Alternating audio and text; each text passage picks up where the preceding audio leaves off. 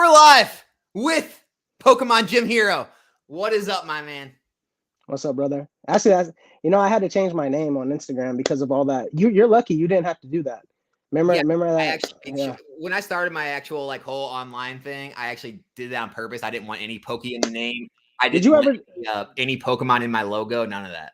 Did you ever discuss that on your channel at all? I don't think y'all ever talked about that. No, we didn't. I mean, we could talk a little about that real quick about the whole Instagram, death to anyone that had Pokey in their name. Or I don't really think it extended to anyone with Pokemon images in their images, but I mean, they could eventually do that too.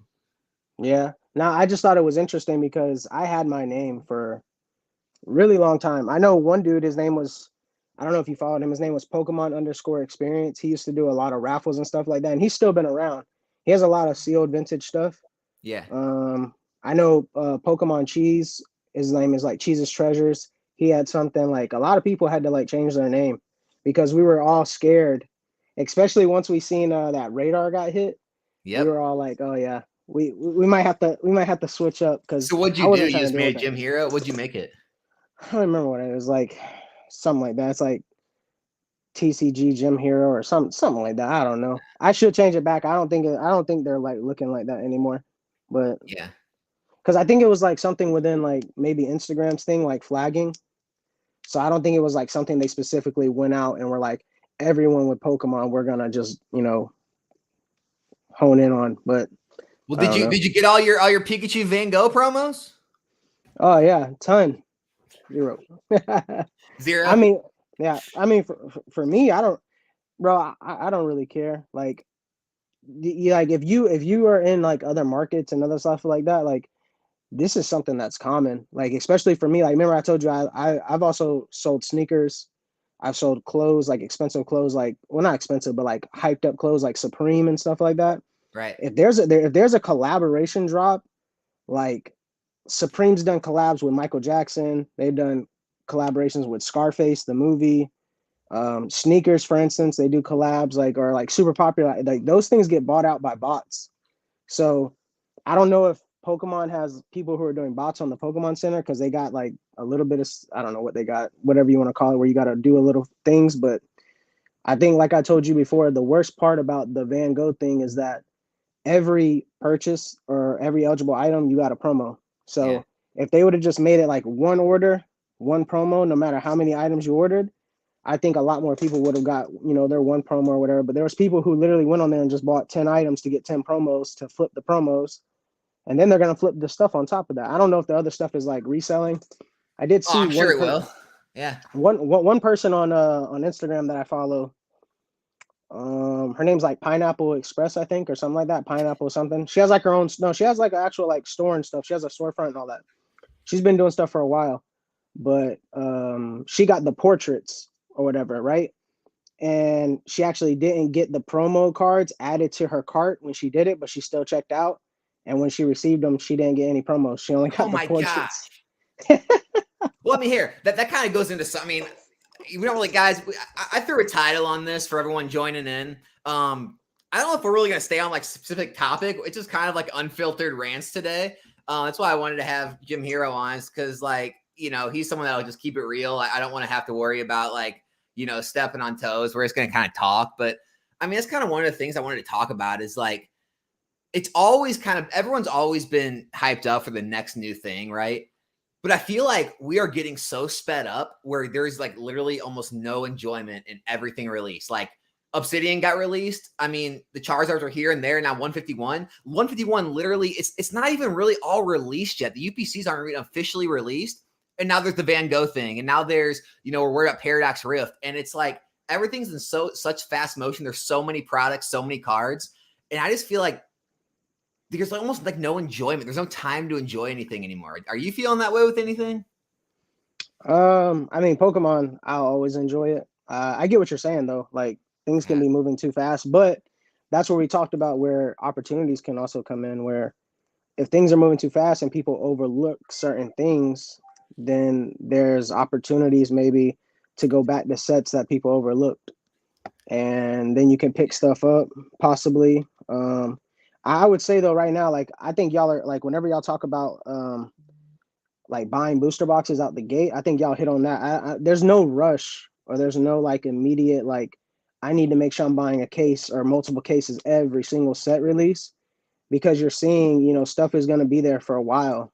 Like most stuff is sitting at like the 95. You might even get some stuff at 90. So, Right. I mean, I don't know. We're just back to like normal times where patience is a thing and just don't go crazy. Don't go out there and try to be a hero. I don't know. When Yeah. opportunities arise, you got to be ready. You got to have capital. That's another thing too. Make sure you don't buy every product that comes out and buying all these other things and you're just tying up all this money. And then when a real opportunity comes along, your money's tied up into other things where you can't just buy stuff. I mean, what do you think about the print runs too? I mean, we talked about it a little earlier today, but something definitely happened when they switched to the silver borders. I mean, Yeah. you can basically just throw, I mean, obviously within reason, but basically almost anything that looks clean that you send from Crown Zenith, it gets a 10. I mean, I think I probably got 95% 10s of Crown Zenith. As soon as you move over to Scarlet and Violet, though, that goes way down. Even if the pop reports, like they'll reflect maybe like a 50 or 60% 10 rate, that's of what gets sent in. I mean, for anyone who's open packs, I know you open a good amount, not a crazy amount, but most everything you open can't get sent in. I mean, you can go look at cards in person at card shops or shows. Almost every Scarlet Violet era one you look at, there's something wrong with it. You can't grade it. And so, I mean, what do you think that's going to play a factor in like the value of any of this stuff? Or you think it's still all just going to be, there's so much of it that things are just going to kind of dwindle down over time? What do you think? I mean, I think that's something that I don't think enough people have been talking about. That I know. Well, it just depends if you open product. Like if it, like for instance, you talk about buying sealed product and storing it away, right? So the people who are buying sealed product and storing it away, they have no idea what goes on within the product, like the quality of the cards and all that stuff, right? So if you're actually opening it, that people, I don't think they talk about enough. Since Scarlet Violet, from Scarlet Violet base, I immediately noticed like the illustration rares, all that, like the print runs for all of Scarlet Violet have been trash. I don't know what they did whenever they changed from yellow border to, silver border, whether they changed something on the press or whatever it is, but for some reason, all the cards are pretty bad. Like, and like you said, that's the thing. People look at that's why I say like people like it's cool to look at pop reports and try to get like data points and stuff like that. But you got to remember, like you said, most of the things that are getting sent, they're hand picked. Like they're looked over. Like they're like you're sending in cards that are going to hit these rates because otherwise it's not worth it to send. Like we talked about, if you opened up cards and you just send all your hits, you're not going to get, over 50% 10 rate. I could guarantee that. Like, Yeah. because the quality is that bad. Like it's like that, like, I don't know if you've noticed or if, other people in the chat have noticed what they open up the SIRs and stuff like that. A lot of them have front, like they're not indents, but they're like like dings or whatever on the front top of cards. You can see that along a list of eBay listings. The backs have edge, like even Ryan was opening, co-trainer Ryan was opening stuff 151 and he check condition on one of the pulls and he just starts laughing because he's like, bro, good luck trying to pull a 10 on this because this quality is horrible. Like it almost feels like if people were around for, I guess, I don't know if it's I wouldn't say it's as bad as black and white, but black and white era had really bad quality. Even some XY full arts had really bad quality. Like I feel like we're back in that era, or like everyone was like, oh, it's easy to get 10s, it's a participation trophy, but participation trophy on certain cards. Of course, if you hone in on just the cards that are getting high 10 rates, celebrations, Crown Zenith, Japanese cards, Japanese 151, stuff like that, I mean, of course you're going to see a high 10 rate and you're going to say, yeah, most of those cards you're going to get 10s. It's like, as long as you're sending cards and participating, then you're going to get a 10. But trying to send some of these Paldea, like Tyranitar, Magic card, stuff like that, I mean, I haven't seen it. So What do you think about all the drama going on in the hobby right now? I'm just happy I'm not a part of it. I'm just happy. what drama are we specifically talking about? Oh man, the Pokey Rev, Pokey Nips situation. Yes, everyone, that's her name. I didn't know who this person was like 3 days ago, but I didn't look into it like too much, but I mean, all I would say is basically accusing PokeRev of not really selling fake packs, but like weighing the packs and basically putting all light packs in all of his mystery packs. So that way, like no one, even if you get like a hit, you hit a vintage pack, you don't really have any chance of getting a holo, basically, is what she's trying to insinuate. I don't know if she actually said it, but it was like insinuated in what she was saying. She's just trying to question his legitimacy of like his mystery packs and whether he's going about it the right way. But he has no reason not to go about it the right way. He's so big that there's no reason for him to do something that could be detrimental to his brand, to his image, to knock him. I mean, I don't know him personally. I mean, I've bought cards from him before in the past and stuff like that, but I mean, he has no reason to. I think he's a good guy.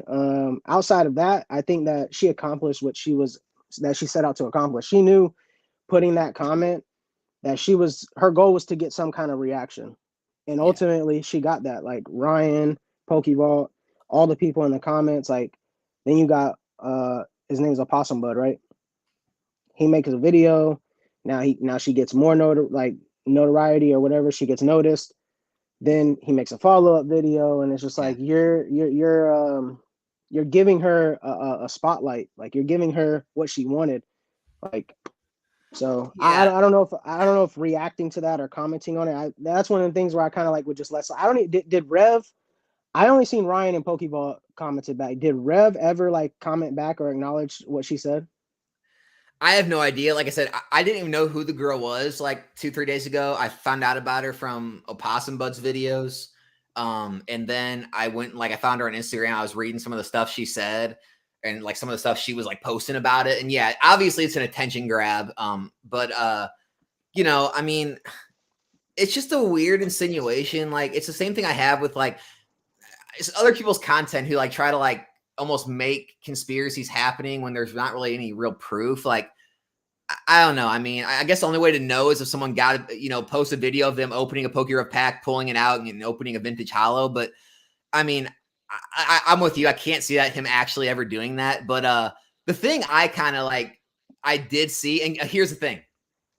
Love Ryan stuff, right? I love what Rev does. Like, I have no problem with Pokevault, any of those guys, right? Like, I just want to come out and say that they're all great, but it was like sort of reminiscent of like when I would come out and say something, not to use the cabal word, right? But people are very cultish in this hobby right now. It's like she said something against like one of the clique, right? And then immediately like, boom, boom, boom, boom, boom, down the comment section, like that all their followers, like, and everyone kind of piles on and like comes against it. And it's like, in this instance, it was maybe warranted, but like in other instances, like some stuff I've said, it's like, well, did anyone actually look up the data or facts or anything for themselves, or does everyone just kind of pile on in a cult following these days? And I think that's one of the problems with the hobby right now. It's getting very cultish. It's like anyone who gets like big following, and then like anyone who kind of like gets together in like a clique, a bunch of like content creators or influencers who are kind of in the same group. They're all their fans and they all kind of protect each other. And it's a very strange dynamic I'm seeing where like, I just think free thought needs to be reintroduced to the hobby.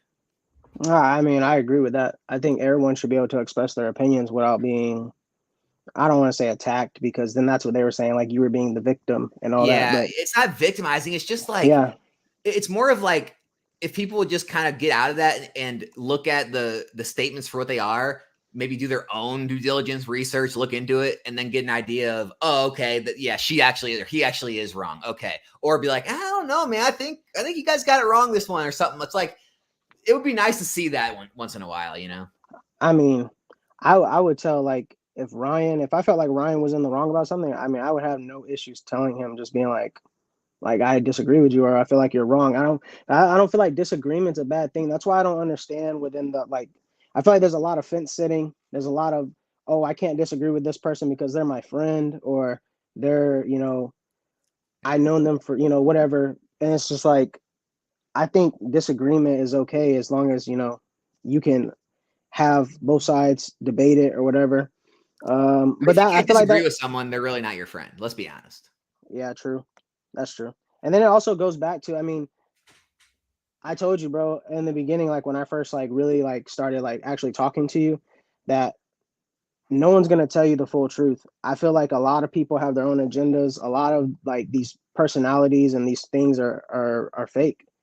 It just is what it is. I don't know why it's like that, but I mean, it wasn't as heavy like that when I first got back into the hobby back in the Well, day. I get told that I play a character a lot.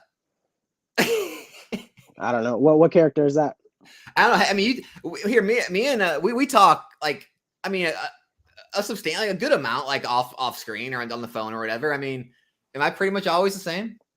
Yeah, I don't think your opinion has changed. I think you're pretty set. I mean, obviously, like for the video, sometimes I put some energy into it and kind of like, you know, I guess get like more emotional, energetic, but like, no, I mean, my personality is my personality. I mean, I think anyone who met me in person could tell you the same thing. Like, I don't, like I said, I guess I don't care. Like if someone really doesn't like me because we have disagreement on things, then do I really want to be in that group or with that, you know, like with that person anyway? I really wouldn't, right? Bro, you're missing out on all the dinners. All the dinners. They're inviting the VIP crew, bro. If you're not VIP, you can't sit at the table with me. You got it's like in Dragon Ball Z when you got the M, the Majin, you gotta get the C. Yeah. You gotta get the C on your head for the Cabal. I mean, hey, I gotta give a shout out. Alejandro, man. Folks, showing support. Off topic, what are you guys' thoughts on 151 stock? Want to pick up some more closer to retail? Can't seem to find too much. I'll give my thoughts, man. I think he should. My bad. Go ahead. Well, I mean, like, what are you trying to do, Alejandro? Are you trying to like? Are you wanting to open stuff, or are you looking like for something to hold? If you're looking for something to hold, I will put my name on the line basically and say 99.9%. There will be more product introduced. There will be more ETBs. I don't think there's a rush to like get stuff to hold. As far as like finding stuff to buy right now, yeah, it's rough, man. The hype is real. People are buying it off the shelves. The prices are going up. You know, I don't have anything to say about that. What about you? I mean, the only thing to me that I noticed that went up in price were the booster bundles. I feel like if you go on eBay, if he's talking about like retail, like actually going into like a Walmart and Target, they don't get that much stuff anyways. I think there was one guy who said that Walmart got 2 or 4 ETBs only. That's literally only a case. So if one person goes in there, they could buy all 4, or even 4 people and they get all 1 each, then yeah, like you're going to notice that there's not a lot of stock at the stores. But if you go on eBay, and there's tons of stuff. I mean, there's booster boxes, there's Alakazam boxes, not booster boxes, ETBs, Alakazam boxes, Zapdos. The only thing I feel like that is booster bundles, but the booster bundles have popped up on Pokemon Center. The booster bundles have popped up on GameStop. I seen a thing that said booster bundles were available at Best Buy today. So, Pokemon said you saw some Scarlet Violet base for $75 a box. I mean, Pokemon, where was that at? I didn't see it. I saw the $80.99 on Card Shop Live. I never saw 75. That's getting super low. Because you got to think about it. This is after the MSRP rise. Like 75 pre MSRP rise. That's like that's like under 70. Yeah, I mean, if you're selling at that, you're losing, you know, a significant amount depending on what your position was. But I mean, they're also trying to get it off their books. I mean, if you notice too, like there's a lot of people who are breaking down products now. Like Dan, I know Dan has a good amount of listings where he has like 36 Lost Origin, 36 Silver Tempest, stuff like that. And then you also have the promos that are broken down from boxes where like if you look at old school Nick, he has, you know, all the promos from all the 151 stuff. You know, there's another guy, his name is Another Pokemon Store on eBay. He has all the promos. He has Abra, Kadabra, Alakazam, Zapdos. He has what is it? Weedle's Collectibles. He has the Mewtwo, Weedle's Warehouse. He has the Mewtwo. He has the Mew from the 151 UPC. So like, what do you think? What do you think all that means?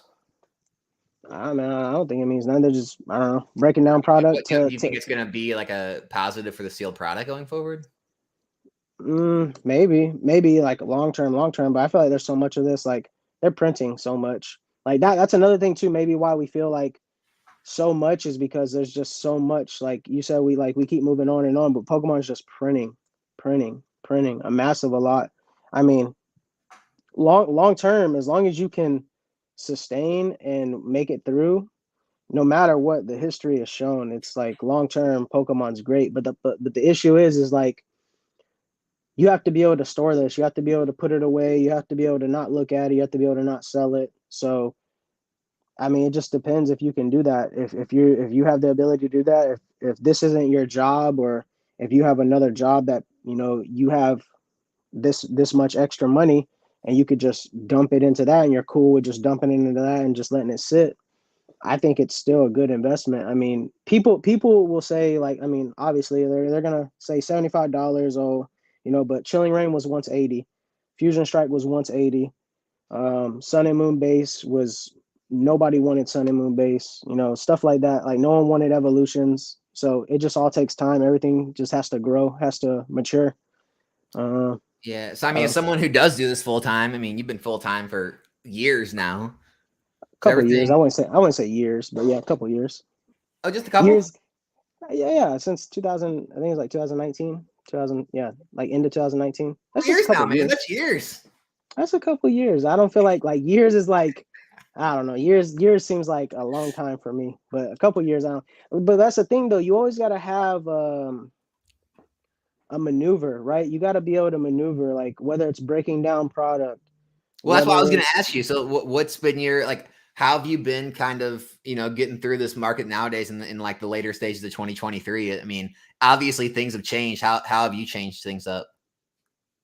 I mean, I've been selective, I would say. I've been more selective on products, smart about what I'm buying, so you're not tying up as much capital. Um, I also think dealing with singles is really important. I feel like a lot of people write off singles, like they're like, oh, $2, $3 singles, like yuck. I don't want to list that on eBay. Take the time to list the $2 single, ship it, blah, blah, blah, package it. No one wants to take all that effort, but all that stuff adds up. Another thing I told you that I think people miss on is like the actual playability and the playing side of Pokemon. Like Pokemon is huge. Like I think it was the Pittsburgh Regional where they released the like for you to register, and it sold out instantly. For And players? yeah, for players, yeah, people were there. There was people on Facebook and upset. They were mad because they couldn't get in. They couldn't register because it sold out. Now I don't know if that's due to the venue, because I don't know if from venue to venue it changes on size and how much they can fit with capacity. But bro, the Pokemon game, like if you look at the Pokemon game is so strong right now. I don't know So if you you're follow. making a lot of plays based off the playability. No, I mean, I'm just saying, like, that's something that you got to look at. Like, Iono, as a regular Iono, everyone looks for the alt art, right? Everyone's on, I want the alt art Iono. That's like 80 or $100. But the little Iono is $3. Like Yeah. the card that probably, I mean, if you know Pokemon, you're not gonna overlook this card. But in Silver Tempest, there's a card called Forest Sealstone. It is a trainer hollow, just a trainer hollow. It's worth $15. It's just a trainer hollow. That's But crazy. people are gonna overlook that, and where a lot of stores, big stores like Cool Stuff and Troll and Tone and stuff like that, is there's people who open product and they just look at it as, oh, it's a trainer, and they throw it into their bulk, and then they sell their bulk, and then these people get the bulk, and then they're pulling out $15, $3. Imagine you got a whole shipment of bulk from somebody, right? Say 10,000 cards of bulk. Yeah. A lot of that's going to be trainers. If you go through that trainers, you're going to find Ionos. You'll probably find Battle VIP Pass. You're going to find Nest Balls. You're going to find all these cards that are viable for the game and that players need four ofs in their deck to play. And Yeah. that's just I think another that's way why to hit bulk them. works. I think a lot of people it's a problem with anything in life. You always apply like your mindset to what you think others are going to think and do. And it's like, hey, not everyone's going to go through and optimize their bulk before they send it off. If they send in bulk, like a lot of people, they'll just send everything. They won't go through it. And like, you're thinking, why would they do that? Why wouldn't they at least go through it? They might pull out these cards. Most people don't. That's what y'all talked about. Y'all were talking about optimization in your last live. Who was Steve? Um, yeah, y'all were talking about like how Oh yeah, everything. definitely. You said everything is so optimized, but really, if you look at it, maybe majority of, I guess you could say, I don't know. The what I got from it is what y'all were speaking on that's optimized though is like the grading. I feel like everything grading wise is optimized, right? I don't feel like everything is optimized within the space, because if we're talking about everything optimized, not everyone is breaking down product. Not everyone is going through their bulk selling singles. Not everyone is looking for these little plays like that to fully optimize, right? Like, sure, things are optimized as far as, oh yeah, grading's out there. I know I should buy, I could pull this and grade. It's like coming up, honestly, I expect this. We'll see what happens. But there's a Charizard box coming out. The Charizard box that's coming out? It's, I think it comes out like next week or something like that. The 151? No. It's a Charizard EX box. It's a collection box. It just has a Charizard EX promo. But Charizard is playable in the game right now.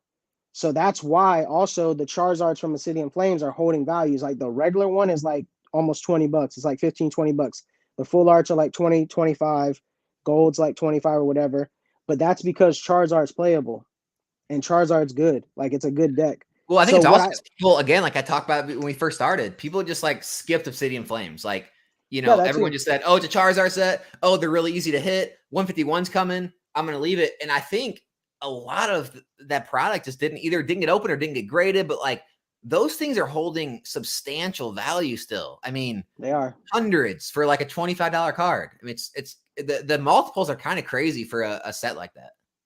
I mean, we'll see over the next probably I'd say 2 months, because if you send off at the $15 tier, that's when you're gonna probably like in the next month or 2 months, you'll be getting those cards back. So we'll see where that goes. But I mean, right now the alt art is what, like 500, 450, I think, in a 10, and then you said the full arts are like 125 or something like that. No, they're like, I mean, depending on like the silver or the gold one, I mean, you're talking like low twos to high twos. Yeah. Not bad. It's that's great. That's another thing too that y'all talked about. When y'all talking about real quick. Ahead, Alejandro again, super chat. Both open and hold. Mostly hold though. Cool, good to know. Just have to be patient then. Thanks, gentlemen. Absolutely, man. Patience is king in the hold game. Go ahead. Patience is like a number one up, like and like the list of like things. Patience is one of the biggest things to me in this hobby for like longevity, because you're obviously going to want to find stuff at the best prices. Like I said, retail, if you're talking about GameStop and you're talking about Walmart and stuff like that, you might find better opportunities going to eBay, because majority of the time these big sellers on eBay have better prices. Like I think you said the lowest UPC was like 109 or something like that. Yeah, and then if you bought by the case, it was like 400, 401. But those were selling quick. I mean, one of those sellers was sold out. I found it last night. It was sold out this morning. So, I mean, but either way, MSRP at, I think, Walmart's and stuff, I think, is $119.99 plus tax. So you're at $128. So I mean, maybe it just depends on your situation too. Like, I don't know his situation. It depends if if you're buying on eBay and you're not paying taxes because you have a tax exempt, or you're getting free shipping and stuff like that. All those little factors matter. But if he's just looking to buy to open, I mean, if you're just trying to buy and open, I don't really think that matters that much if you're just trying to enjoy the product. I think it's a great set. The other thing that I don't know that you haven't talked about, Danny Fantup talked about this, the batching issues, or like the grouping. So I don't know what happened whenever they printed the 151 set, but it's almost like either you get tons of pulls or you get very little pulls. Like I opened up some booster bundles. I opened up a sealed booster bundle 10 pack, and my pulls were horrendous. I got another one. I opened it. My pulls were amazing. So I think there's some kind of grouping or issue. And also you got to think, I don't remember the last time an English set had a so-called God pack. no. So now there's packs that have Squirtle, Wartortle, Blastoise, or Charm, the starter set. That could have affected some of the packs not getting a pull, possibly, because if there was a pack that was supposed to have a Squirtle, now that Squirtle's in the God pack. If there was supposed to be, what I'm saying? So like, I don't know. That could have been an issue or whatever. Or if I noticed that you get a lot of them foil energies. Like I know Rusty, I was watching one of Rusty's videos. He opened up just like 6 packs or something, or 4 packs from an Alakazam box. And he was like, oh, my pull rates have been good. I'm expecting, to at least get 1 or 2 hits. He pulled nothing. Like he pulled 0. Like he pulled a foil energy. Yeah. But that's what I'm saying. I don't know if it's that Pokemon adjusted the hit ratio. Because if you look at Scarlet, Violet, Paldea, and Obsidian Flames, if you've bought by the case, the hit rates have been very easy. You're either going to get 2 SIRs or SIR and a go card every booster box, and you're going to get between probably 11 to 14 pulls. Now, this set doesn't have booster boxes, but it does seem like the pull rates are a little bit harder. But I don't think that's Pokemon adjusting the pull rates, because that would be weird for them to just adjust pull rates on one set, or just adjust pull rates moving forward. It's possible. That's why I say though. it has to. It has. I really think it's a grouping or a batching or issue, and maybe that, because how do you, when they created the God packs, obviously that was a thing that they talked about creating.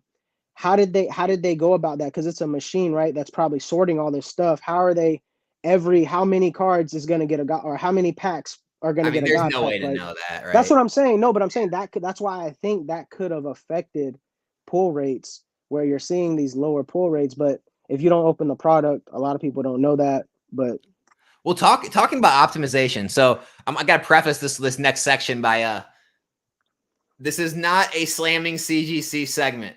All right, we'll get that out of the way. As far as the optimization goes, we're at a very strange stage. So there's always been slab cracking, right? I was probably, we were talking beforehand. I have some of these breakthrough Mewtwo's, that I'm considering cracking because they're 9s. They look beautiful. Maybe try to get a 10. We've always had Beckett and CGC, 8.5s, 9.5s, people trying to crack and upgrade them. So there's always been slab cracking. However, with this new CGC 10 phenomenon, where some of them are actually going for less than the old 9.5s, they're going for far less. I mean, I'm watching auctions because I'm thinking about making these plays where some of these vintage cards, like the high end, first editions from WotC, I mean, they'll go for like $3,000, $4,000, $5,000, $6,000 as the PSA 10. And some of these CGC 10s are literally ending under $1,000. And so but here's the thing though, obviously, we've heard this rhetoric, right? Of, well, here, just buy the CGC. If you're your collection, you can always just crack it and put it in a PSA case down the road. However, I have been meticulously going through these listings. Just from me pre-grading them through pictures, I can tell you most of these, you cannot crack these and put these in a PSA 10 case. They will not get a PSA 10. No way in hell. And so there's definitely a play there. If you can find the clean ones, you can literally have like $2,000, $3,000 come ups by cracking those and getting a greater PSA to give you a 10. However, I do think it's being overblown of how easy it is. Like, oh yeah, just collect all kind of CGC 10s. You're getting them at a huge discount. And, you can always throw. No, they're not a discount. They're properly valued. Some of them are right around a PSA 9, a little over a PSA 9 value. And so they're properly valued because they're just not 10 quality. And so what do you think about all that stuff going on? Are you making any of those kind of plays or none? I mean, whenever the whole like, oh, buy up the CGC 9.5 so you can just send them in and turn them to 10s, I bought zero. But also, like you said, this isn't a CGC bashing, but I live in Florida. Like, I'm probably 45 minutes from CGC. I actually know 2 people at my locals that I play cards with. They work at CGC. They're not on the grading side, but they work at CGC of like receiving the orders and stuff like that. And I have not graded with them. I won't grade with them. Well, here's the thing, that whole 9.5 to 10. So we were talking before. I mean, I know the person personally who sold the Pikachu Illustrator 10 in Heritage. He lost money on that card. You can look at it like, I remember before too, it's like when CGC was like, when they came out, they were being real harsh and people were like, oh man, some of these CGC 9s and 8.5s could be 10s. I feel like there was a little time period where that was true, because I've seen people who have cracked, because you look at some CGC cards, like CGC was being really harsh on some cards. You had to be quick to market after that. Yeah. But now I feel like it's switched, where it was like, oh, buy the CGC 9.5s. Now I feel like, these CGC 10s, where people were buying these 9s and just turning them into 10s, thinking the whole thing, remember, you're listening to what other people are saying, not saying that he was wrong, but it's like bigger number, bigger value, bigger money, right? And that's not the case. So, I mean, it's just like when people come out and they're like, oh yeah, Charizard UPC, the most brain dead play you could ever make. If you buy the Charizard UPC, crack it, sell the promos, you're going to make a killing. If this is your first time ever grading, this is what you should grade. A lot of people who did that got burned because a lot of the quality on them Charizards were not good. And if you're like not normal to grading or like used to grading, you send it, right? And then you get it back and you're like, oh, PSA gave me an 8. They gave me a 9. This is not fair. Or this is bullshit, blah, blah, blah, blah, blah. And you have a bad experience. And staying on like topic of the whole title of this live, like that's another huge problem I have with this hobby right now is a lot of people, yeah. A lot of people make listen it to seem too easy. And so like, there's a lot of people like, and I get it. Look, there's a group of in the community who a lot of people have a lot of experience. They've been down the road. They've made their mistakes. They get it. However, there's people still entering this hobby. I still have people messaging me that are just finding Pokemon again. Yes, people are still refining this hobby or getting into it because of their kids, or maybe they're younger, they're getting in. People are going to get massacred if they keep hearing this like everything's so easy. Like, oh yeah, grading so easy. Just buy the Charizard UPCs, grade the promos, do this, open this, grade this, or oh, you can just get CGC 10s. You can always get PSA 10s down the road if you want to get them in a different case. It's like it's such bad advice, like acting like things are so easy, because it's going to get people massacred and it's going to get them to eventually probably leave the hobby because they're so disgusted. And I just think there needs to be like a realization brought back to this whole content creation space, because I know people are getting hurt, and it sucks because even if others are successful and the successful people are the ones pushing it, like everyone likes to celebrate their wins, but they don't want to show the losses. Like they don't want to show all the singles that they're trying to sell off that weren't gradable. They don't want to show all the 8s and 9s they got back from PSA. They don't want to show that. All they want to show is, I got this 10. I paid $10 for this card. Now it's worth 100. Look at me. It's like, all right, let's look at how it actually is. That's why I was saying too, like when I've talked to you like off, YouTube or whatever, it's just like, again, back to what I said, no one's going to tell you the whole truth, right? They're going to tell you what sounds good. They're going to tell you, like, if I made YouTube videos, I'd have no problem showing like my full PSA order and then showing what cards got 10s and what cards got 9s or whatever, and being okay with that. But there's people who only want to show the 10s, show the money they made. They don't want to show like, damn, I bought all this steel product. I had to break it all down. I had to sort it. I had to put packs with packs. Then I had to put the coins, the figure, and all this over here. Then I had to sell the promos off, and I still lost money. No one wants to talk about that. Like, that's the thing. You're not gonna hit. You're not gonna like.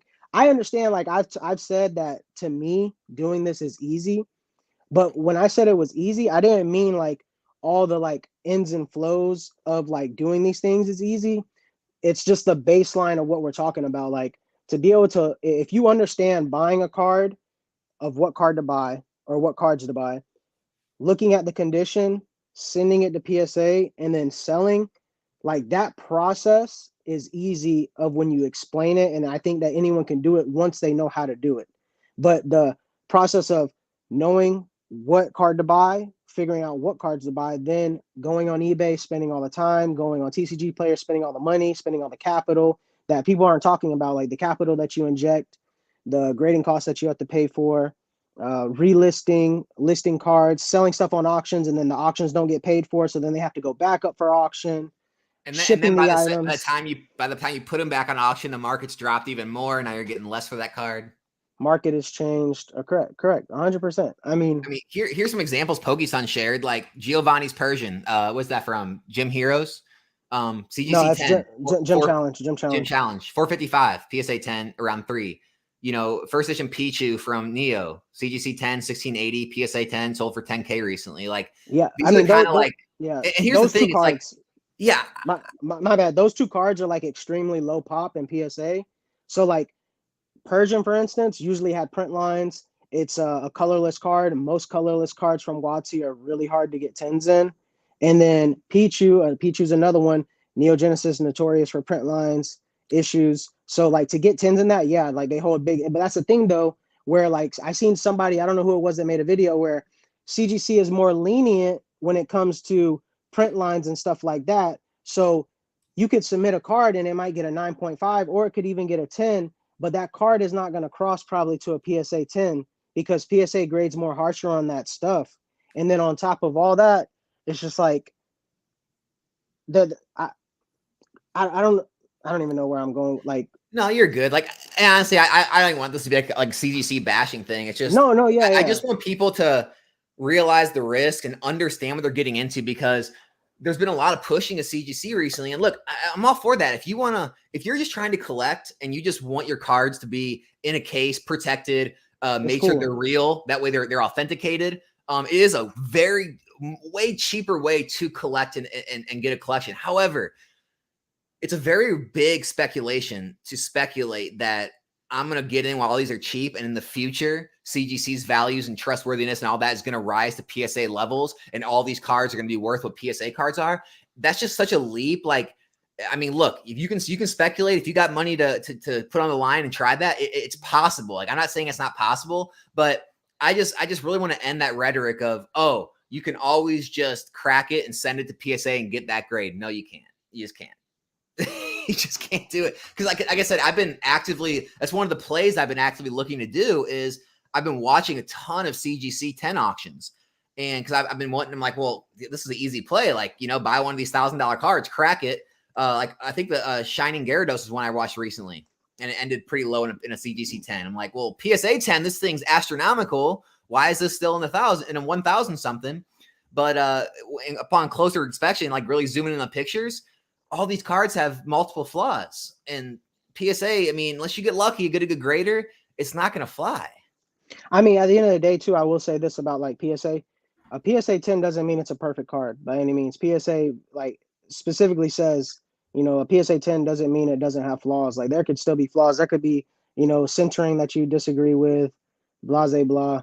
But overall, like you said, I just think the consistency over time, PSA has been there with the consistency. And I don't know, CGC's changed so much recently. Like, they were like hard to grade in the beginning, then they were easy to grade, then they changed their label, then they changed their grading standard. Now they don't have the not pristine, what was it, perfect 10.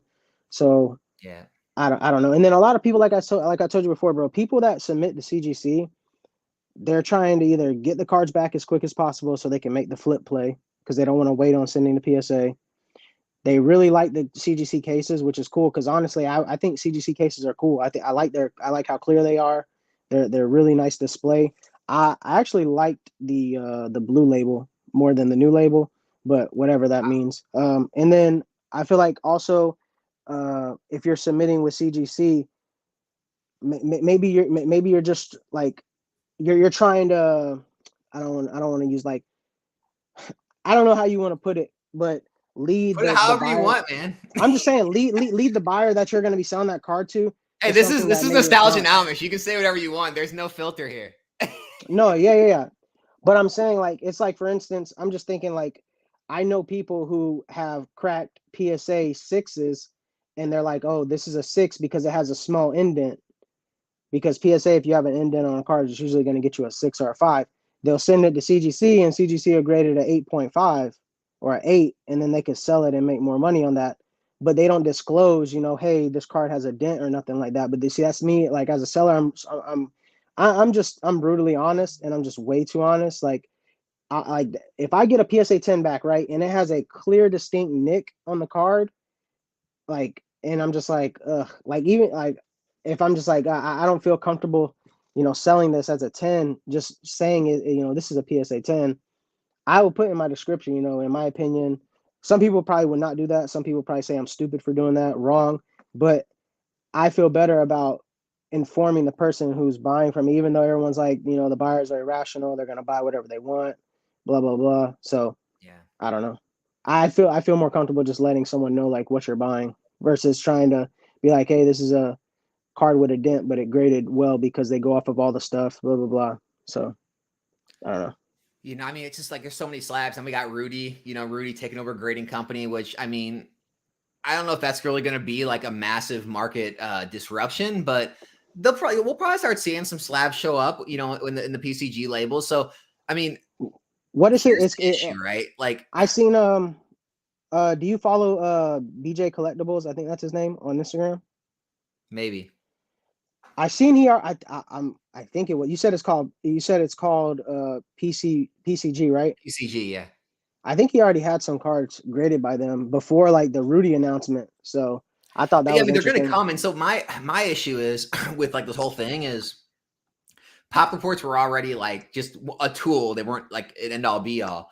They're even going to get it's even going to get worse now because now you got CGC pops, you got Beckett, you got PSA. Now you're going to have PCG. You're going to have so many different pop reports where it's like, oh, this is only a pop 150. It's just like, well, then there's 50 10s here. There's 200 10s here. There's this black label. There's pristines. There's 9.5s. Like there's a lot more of this card graded in a high grade that are probably it's like so.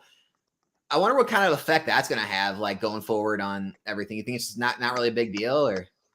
I don't know. For me, I feel like it's not a big deal. Like I was saying with you, like You don't really hold. You don't other than like your inventory. You're not really holding on to PSA or any graded cards, are you? Nah, I'm not like investing in like. Truthfully, I only ever bought graded cards a couple times. Like I bought some Arcanines because that's my favorite Pokemon, and I bought some cards to finish off my PSA 10 Shadowless. Well, not PSA 10 Shadowless set, but the hollows were nines. But I bought tens of the commons, uncommons, and rares that I needed to finish off my set. But majority of them I graded myself. But that was the only time I bought in graded cards. Like I don't buy graded cards and sit on them or speculate to see how they are. But which is crazy is in 2000, I think it was 19. That was Zion Williamson. I don't know if there's sports people who follow this or keep track of sports. I believe that was his rookie year. And then I got into like sports heavy with that. I actually went out. I bought a Giannis rookie, Giannis Antetokounmpo PSA 10, Fernando Tatis Jr. PSA 10s. Like I bought sports of graded cards, and then actually those went up, and I sold when the market went up. Now I could have just bought it the right time, but I bought Giannis, I remember, for 1,500, and I sold it up to 4,500. And then I bought a Luka Doncic at like 275. I ended up selling it for like 1,200. Yeah. Anyways, But that was during the Pokemon boom too, right? I don't know if that was during the Pokemon. I mean, boom. 2019. That was kind of pre everything.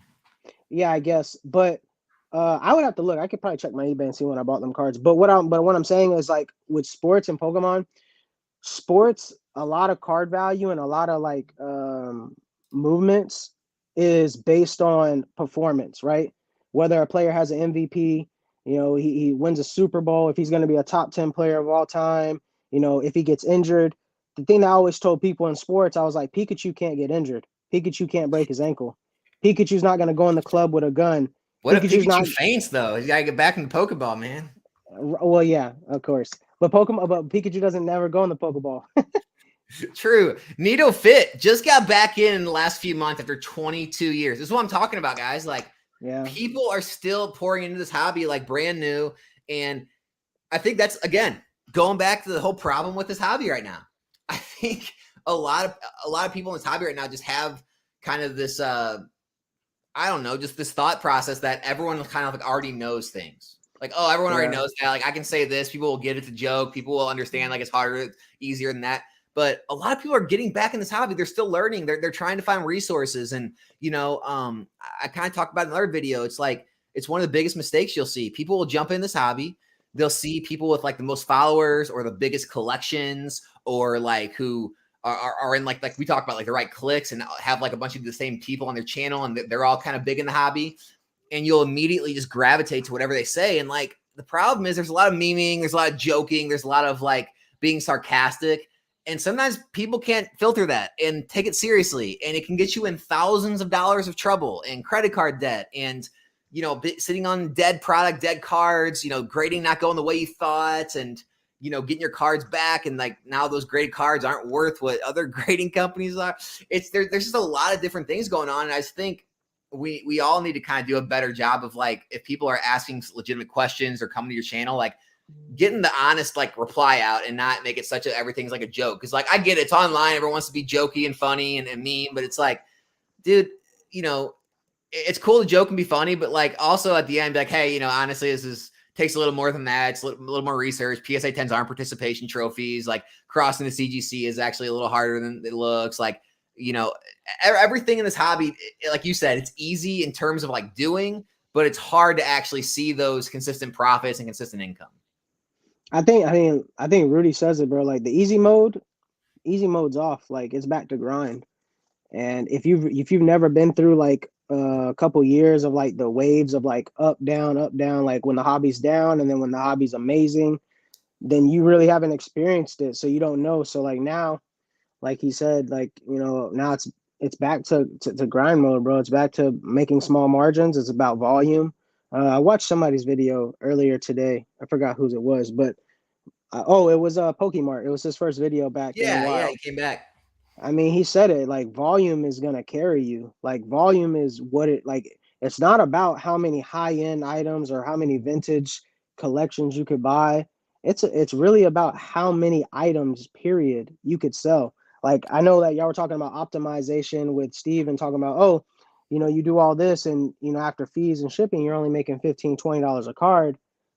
But then ultimately it comes down to volume, right? If you're making $15-$20 a card every time you sell a card, if you're doing super volume. Do you follow Brian at PokeNE? I don't think so. I mean, he's blowing up lately. Like, he's been putting more time into content, and I mean, I know he has passed me in subscribers. Like he was like at 2,000 like a couple weeks ago, but that's his whole plan. Like, he doesn't even deal with singles. It's all sealed, and he just does massive amounts of volume, like just massive amounts. He doesn't even care if he's making low margins. He just moves like pallets and pallets of product. I mean, it's kind of crazy, but like, I think Eli's starting to get to that point too, where he, I know he bought a card shop, and now he has access to like tons of distribution. He's got his Patreon going where he's given access to anyone who's in that access to distribution pricing. And guys, like, look, Eli's my boy. I'm not gonna say anything bad about that. But the Patreon's not right for everyone, right? Like, it is a little expensive now. I think it's like 100 and something a month. So you really have to be buying enough to make it worth it at that amount of money. But with that being said, it is a lot better than Rudy's. If anyone's been involved in Rudy's Patreon, Eli actually sells that stuff at what price he gets it at. I mean, there's shipping involved or whatever, but I mean, you're basically getting it at what he gets just with some shipping. So if you're buying a large quantity, that shipping really gets divided out over a lot of products. It's not that much, and you can do very, very well. I mean, I know everyone in there with 151, they're probably killing it with 151. Does Eli charge sell tax? I don't know. I don't know that enough about his business. I just know he does charge the actual rate. Like, I think someone was telling me they were getting ETBs at like $33. Yeah. I mean, yeah. That's what they are. So I mean, it's definitely a tool for anyone out there who wants to take advantage of that. Sorry, I'm looking at is buying and holding worth it? If you're wanting to start holding small, is buying and holding blisters worth it? So, how much holding of sealed product do you do these days, man? I still try to hold a little bit. Like, it's not like as much as I was, because I feel like, I mean, I'll admit it, I think I got burned a little bit, in the sense of I was buying too many collection boxes. I know I had like Galarian Rapidash, not the good ones. Galarian Rapidash boxes, not the ones with Cosmic Eclipse or whatever it was, the reprints, the ones that had battle styles and shit. I had those. Dragonite and Hoopa V boxes. You were just trying to like buying all sealed stuff. Yeah, I was just buying too much sealed stuff, I felt like, and it just got to a point where it's just like none of this stuff is moved, even though like booster boxes, like battle styles and Chilling Reigns went up in price. I mean, it didn't really change the price of that stuff. So, I mean, I just ended up breaking that stuff down and then selling packs off, blah, blah, blah. I'm pretty sure I lost money on that, but I mean, you just take it for what it is. That's why I went back about being more selective about what I buy. Yeah, the collection boxes, I feel like it's all kind of based off how the promos inside do, because like the packs basically, like the worth of the sets go up, the packs kind of carry the value of the box along with the promos. Like, I don't know if there's any actual sealed value as much in the future in the boxes. It's really just the cost of the packs and what the promos, like the promos are like hard to grade, and you can grade those. Like, I wouldn't say it's comparable like a booster box. As far as like the blisters, like, are you talking about 3-pack blisters? Because like 3-pack blisters are a lot different than check lane blisters, or like because they have promos in them, and especially the ones with the good promos. I mean, we're seeing it with like some of those Sword and Shield promos right now. The 3-pack blisters can do 3-pack blisters do well over time anyway, but they can do amazing if the promos are good. The check lanes have blisters though too. But okay, the ones with the card are like just the sleeved blister. No. The check lanes are the ones with the card. You're Okay, talking yeah. about sleeve I was talking about blisters are sleeve. just yeah, sleeve blisters. Yeah, but if collector minty collector, I would say 3-pack blisters, in my opinion, are good. Like if you just look at the history, 3-pack blisters for old sets. I mean, EX era, Diamond and Pearl, all those are up, way up in value. Now, granted, there's probably going to be a lot less of those just because of time, when those were printed, how much supply was printed. But again, back to what you're saying, if you're buying Rebel Clash and then they had the Rayquaza promo, or you're buying Evolving Skies and then they got the Umbreon promo, or you're buying Astral Radiance and they got the Espeon promo, like those long term could be good just because of the promo. And then obviously the set will appreciate. So then it just goes hand in hand. It depends on how many you're trying to buy too. But if you buy a case, you get 12 and 12, you get 24. So you get 12 of whatever promo and then 12 of the other promo. So it's not like you get all 24 Umbreons.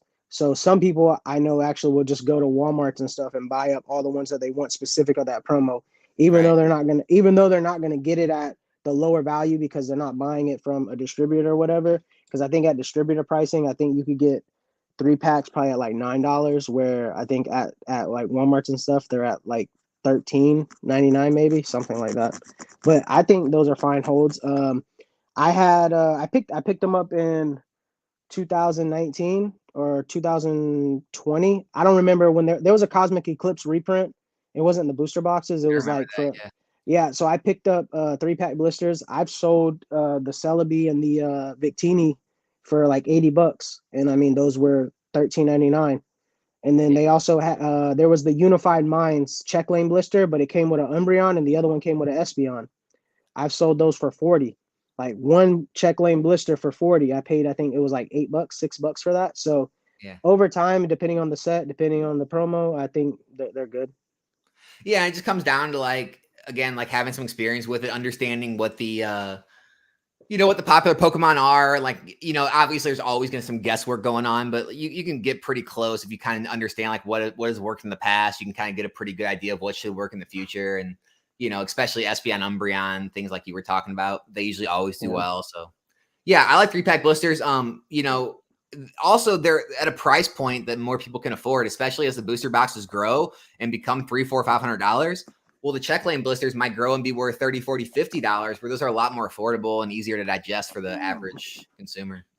The only thing I would say, like, I want maybe I'm missing something on this. Maybe there's something else I'm missing, but for me, the perks of buying um, booster boxes is you have guaranteed pull rates, and it's all packaged into one thing. So it's like if you get a case, you got all 6 in the case. I have these boxes that are 20 by 6 by 6. That's the perfect size box, 20 by 6 by 6 that will fit a whole Pokemon case. Because I'm not throwing shade, but I'm not one of them people who just like if I sold a Pokemon case, I'm not slapping a label on the case and shipping it like that. No, I throw put it shade. No, no, no. Throw shade at those people right now. I put another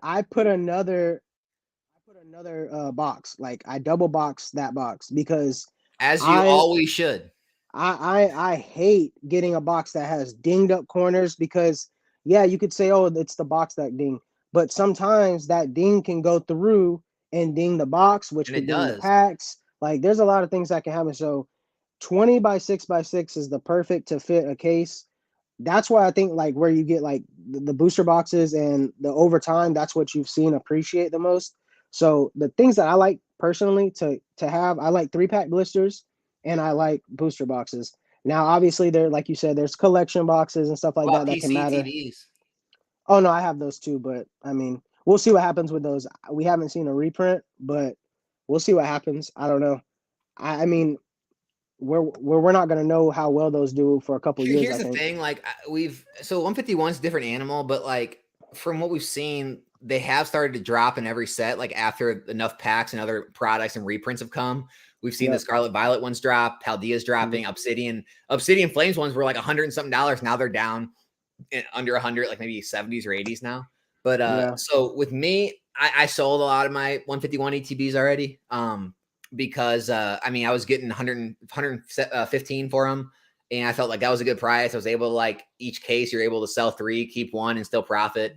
And so, I mean, I'm not saying this is the time to sell or anything. I'm just saying when a 151 reprint comes and more products are out, like UPC collection boxes, it's going to bring the price per pack down. And I think the price per pack is keeping the 151 ETBs higher than like they probably should be. Because even celebrations UPCBs, they're or PC ETBs, they're down. Like they're not like too much over 100, I don't think anymore. And so I'd be surprised if 151 just stays this high and keeps going forever. I would think that when they get enough product out, the pack price drops. I wouldn't be surprised to see those under $100.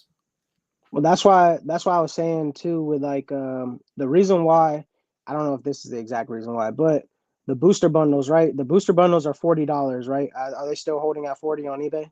Yeah, pretty regularly, yeah. Unless you buy Okay, in bulk, I guess. all right, right. So I think what happened is people noticed, they're like, oh, I could get, I think MSRP is like $25.99. And then if you get it from a distributor, probably at like lower 20, maybe 15. I don't know, something like that. But so you get those. If you could get 2 booster bundles for 25, 50, you're getting 12 packs. A ETB is 50, and you're only getting 9 packs in a Snorlax promo. But the Snorlax promo is worth like 50 cents. So you're getting 3 more additional packs by just buying booster bundles. So I think that's where like people were like, oh, there's a issue there. So that's why what happened is a lot of people bought them up to open, and then a lot of people bought them, and it's like, well, we gotta fix this pricing. Like there's a gap within the pricing, so that's why they're 40 now. But at 40, I don't think they're a buy. But there's gonna be people who buy them. It is what it is. If you're looking to buy and open, bro, I don't really think the price matters on stuff. If you're just buying to open and enjoy the hobby, but if you're looking obviously at investment, long term holding, you always want to get at your lowest price point, and 40 is not a good price point in my opinion, especially when there's been GameStop, Best Buy, Pokemon Center, all that has had booster bundles for $25.99 or something like that. Yeah, and like speaking about like the issue with like the sealed market right now, I think one of the biggest like I guess differences than like XY back when things weren't as crazy is everyone starts I feel like they start the boxes up so much higher now. And so like if you look at all the graphs, it has like the steep, sharp fall off. And so everyone thinks everything's crashing. But like from what I remember, XY wasn't like that. Like the boxes got released at like $90 in the card shops, maybe a little more some other places, but like they got released at the correct price. They didn't like try to jack them up and like kill you on pre-release or kill you at release. And so the prices stayed pretty stagnant. Like some went down, some went up, but you didn't see crashes because people weren't, jacking them up. And I feel like that's the only reason we're seeing quote unquote crashes. I mean, I think if the boxes came out of the market at like 95 or 100, they'd play that price pretty similar, maybe up or down a little bit depending on the set. And so like, I don't think the market's as weak as people are making it off. Like, look, I get Scarlet Violet base is definitely the weakest set of Scarlet Violet. So obviously it's tanking the most because there's just not as much value in that set anymore. But like objectively looking at that set, it's nowhere near as bad as some of the sets we've seen in the past. Like nowhere near. I just feel like we always go through this, like Rudy said, more things change, the more they stay the same. Like, and history literally just repeats itself. If you look, I mean, let's go Sword and Shield, Rebel Clash. Then what was the next set? Darkness Ablaze. All right, Darkness Ablaze and Vivid Voltage. Like, those are considered probably weak sets, right? Like people will be like, those aren't really great. Look at us now. We're at Paldea, Scarlet Violet base, Obsidian Flames, and then we're gonna be at Paradox Rift. But if you've noticed, most of the time, the mid to later Pokemon sets of like the expansion are always the better sets. They're always the better sets. Like Evolving Skies, Lost Origins, Silver Tempest, those are all like Cosmic Eclipse, Team Up. Those are all later expansions. Except with XY, it was a little different. Yeah, I mean, I could see where you'd say that. Like Flash Fire and Phantom Forces. Yeah, but XY base was pretty bad. Yeah, yeah. I mean, it's got Venusaur and Blastoise. That's it. Like Furious Fist was no good. I mean, yeah, bro, you couldn't back whenever whenever I got back in, like no one wanted XY base, no one wanted Primal Clash, no one wanted Furious Fist. Flash Fire was up though. I remember even when I started collecting, Flash Fire was still like it was more expensive. Like all the other boxes were on the shelf for like, you know, 90 or $3 a pack, but like that was always like 110, 120. Like it was always more expensive, I feel like. I remember I was buying back when I lived with my parents, and it's like 2017 or 16. I remember buying flash fire packs from Dollar Tree. Like I full ones, remember. like the 3-pack ones or the real ones? No, the Dollar Tree packs. I just remember Oh, that shit. I just think it okay. like I remember I go in there, they had the whole little box, it's the Yeah. flash fire, and I pulled because back then you could weigh them. So that's what people would do. People were going into Dollar You were Tree. one of those guys, you weighed them? I did weigh the packs. I don't know, shame in that. I You brought a was scale in there? I did. I did. I'm serious. They didn't say nothing. You park right next to the register. You put your thing, and I'm just and literally you just take the ones that weigh. I actually pulled a Charizard out of one. I believe I it. don't think it was like one of the best Charizards because there's two I'm dark just watching the Charizards. chat. I'm just watching the chat for all the the comments after that statement. I mean, I don't care. I did. I 100% did that. But it's not like I was weighing them and then selling them to people, or like weighing packs and like doing people dirty, like where you Yeah. weigh the packs out and then sell them. I was never doing that. I don't stand on that at all. Like I stand on honesty. Like I'm real big about telling people straight how it is, which is why I don't care. Like I'll tell you straight up, I bought the packs, weighed them to open them to try to get the Charizards. Like Well, I remember bro, do you watch a lot people of were Go ahead. people were weighing people were weighing Roaring Skies packs to pull Shaman back in the day because Shaman was so fucking expensive. Like the full art Shaman was crazy until the reprint. So people were going in and weighing packs. Like it is what it is. Like people were doing that. It's not like they were weighing them to like rip people off, but essentially it was fucked up because you're weighing the packs and then you're leaving the dead packs at Walmart's and Target. Yeah, like that's fucked up. I mean, but Yeah, it's funny though. people Um, people bro, people were doing it. It was, I mean, people were doing that. oh man.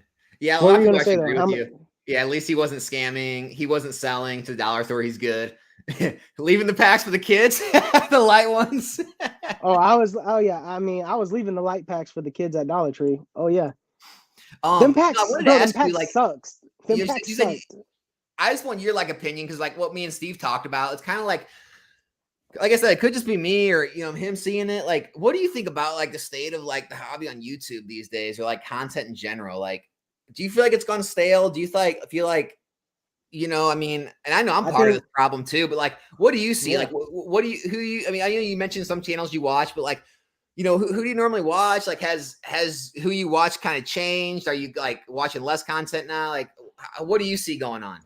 I think that everyone is subscribed to the content that they want to see. And personally, me, I don't watch any of PokeRev. I don't care about pack openings. I watch Ryan because me and him are good friends, and I actually enjoy Ryan's because he makes me laugh a lot.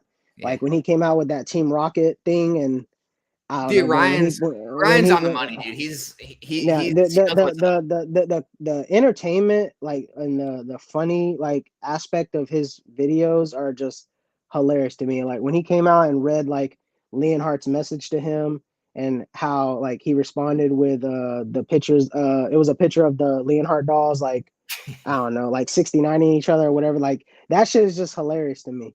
So Dude, him and uh Leonhard have like the best beef in that. It's so not like even Leonhard though; it's just him. I'll definitely say I don't watch pack opening videos. Yeah, I rarely watch like market stuff. Like I'll watch a few things, but it's like I don't know. Some of the market stuff, like I'll dabble in like and hear a couple things, and then I'm just kind of like I'll just check out of it because some of the stuff I don't know. It is it just like mostly depends. like more like the news stuff or like the new stuff, like less of like the analytical deep dive stuff? I actually enjoy. I know I don't know how many people like Danny Fanta, but I like when he does the like the deep dives on stuff like the numbers. Like Right. I also used. I mean, you brought him up before. I don't know how many people know about him, but what are they called? Dariums. Oh yeah, People, yeah, but see, but a lot of people don't remember Dariums or know Dariums if they're coming in. Dariums back in the day would they were the do. OG. They're the OG. They would do the bro. I don't want to say they started it because I don't know if they did, But that was the first channel that I watched do like 1,000-pack openings of every set. And Like they would profit do, loss. I think they started profit yeah, loss. they would do evolutions. I remember they did, all the sets. They would always do Burning 1,000. Shadows And pulled one I would, Rainbow Charizard out of 1,000 packs. and I love that because I'm looking at like either this has some truth to the pull rates, or they just got extremely unlucky. But then, like I said, like that's where I do like my own thing. It's like Danny's like, hey, there's batching issues or there's condition issues. Then you go and open these sets yourself and you experience it. You're like, yeah, these conditions suck.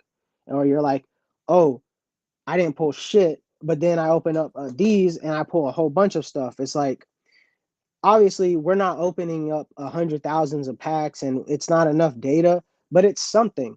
And it's like that's where I got the whole like Danny Fandle pointed out you get two like boxes are seated right now where it's like you get two SIRs or SIR on a gold card. Like you're gonna get 2 to 3 illustration rares. Like you're gonna get I mean, one or here's the two thing: full the arts. people are like way too they're way too worried about having all the data. Like, guys, no one out Oh here, yeah, no, most everyone watching this isn't opening 1,000 packs. It's like no. 1,000 packs is a pretty good representation, or whatever Danny Phantom, however much he does. I don't know how much exactly he does, but that's a good representation. Yeah, we're not going to have every single card printed and know every exact number, but it's a pretty close representation of what to expect. Like I'm happy with all that data. I think anyone who's saying it's not enough or like thinking it's like inconsistent, like guys, it's always a risk to gamble like opening a pack, but having 1,000 pack or 1,000+ pack to go off of, that's a pretty good example. I mean, that's how many booster boxes is that? Like there's 36 packs, so 36 times 10 is 360. So you do 20, that's 720. Then you do 30, so it's probably like 30 boxes. All right, Something 1,000 divided by 36. All right, 20. So almost 28 boxes. So we're talking I said, like 4 plus 30 cases. boxes. That's a pretty good representation of what you get per box per case. Yeah, it's almost 5. It's almost 5. What is that, like Yeah. 5 cases, right? Yeah. There's people who open more. I think I don't know how much he's opening nowadays, but Nick, old school Pokemon, he opens a good amount of stuff. Every new set. I don't know if he does it for like 151, but he told me like all the big sets, like all the expansion sets, like Scarlet Violet, Paldea, Obsidian Flames, he opens up a good amount of stuff just to sell singles. Like, and he sells commons, uncommons, reverses, rares, like all that stuff. So What do you think about this comment? Pokemon has become the new Master Ball, Powerball. Nah, I would. I don't know. Like Powerball, like the lottery. Yeah. No, I understand. Yeah, like the lottery, but I don't think it. I mean, I think it's a bit of an issue lately. Somebody just trying to like. It's almost like you can't like. I don't know. I just think back as a kid. Everyone kind of had their own things they liked, like the own things they collected. I mean, you'd see like a Chansey, you get traded for a Mewtwo. And people like, why would you do that? Well, because I like Chansey, I like Mewtwo. Well, I like Charizard. Well, I like Blastoise. And now it's just all about, well, what do you like? Well, hold on, let me get on TCG Player. Let me see what the top ranked cards in the sets are. Okay, I like these. It's like, but don't you like this card? It's only worth $2 though. I don't like that. And it's a very strange thing. It's like all these cards get value. Like you can find amazing trainer gallery, glaring gallery, some of these like illustration rares for like $1, $2. They're amazing cards. They're cards that if you would have taken them and put them back in like XY or black and white as the main hit, they'd probably be worth like $100, probably $500 in a PSA 10. But because there's so many of them and they're all buried in these sets, they're basically almost worthless. I think it's becoming a little bit of a problem. Is like 151 starting to bring the collectors back, but I think it's definitely losing that collector mindset of like just chasing the value. I would say that the hits to me are like everyone's just chasing the hits. Like it is watered down. I agree with that. But on like the flip side, I still think you could collect what you like, whether the price is, whatever it is. Like if you're okay with like Opossum, but every time I think in his videos, he always posts like some kind of like card. And I think the last card he posted, what was it? It's just some like random Japanese full art. And it's just, I don't know.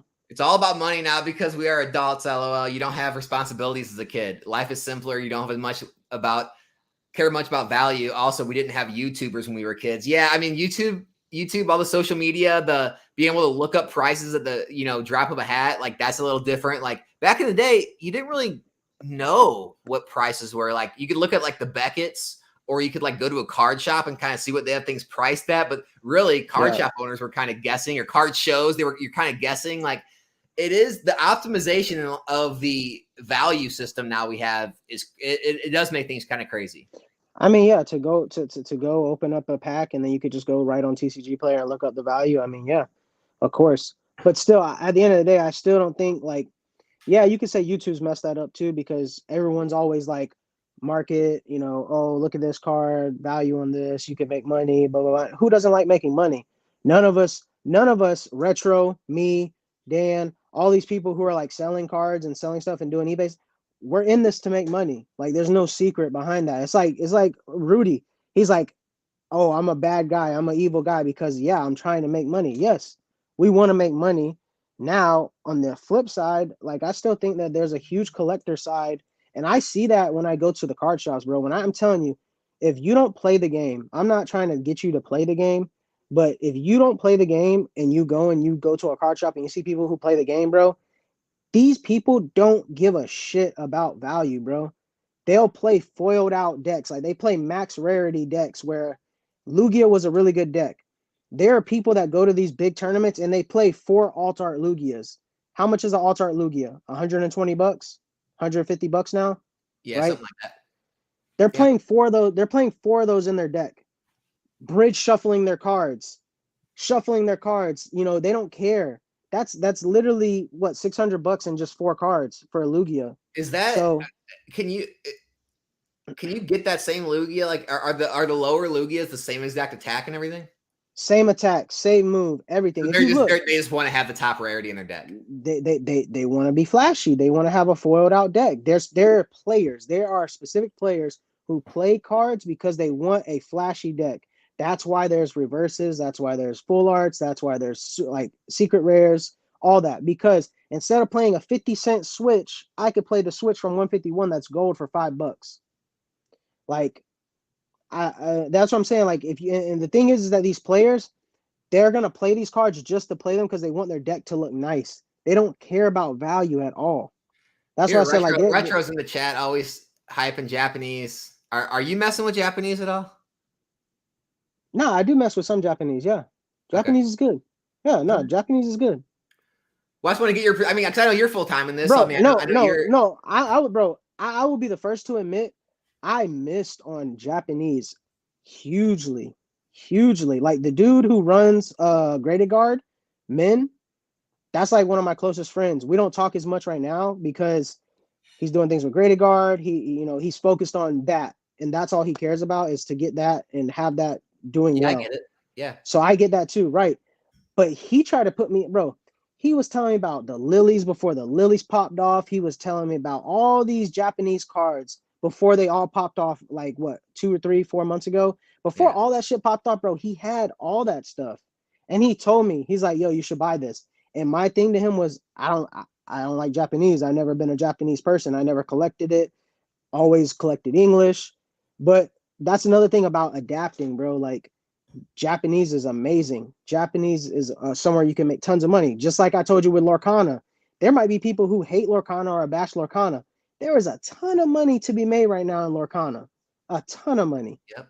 Like, when the Enchanteds came out, Enchanteds were like $100 and the Elsa was like 300. Elsa is like 700-800, I think, now. Remember when you sent me that stitch that you saw? Yeah, I mean, I pulled that stitch out of a box. When I pulled that stitch out of the box, it was $200. I graded it. I sold it for $800. Like, and those cards. Wait, what was that? What was the picture you sent me though? Oh, I sent you the comparison. Yeah, I sent you the comparison of CGC because a CGC pristine 10 sold for less than a PSA 10. Now, granted. So guys, this is the pristine. This is the gold black label, like not the gem mint. This is the pristine, the best, like the thing is supposed to be the highest.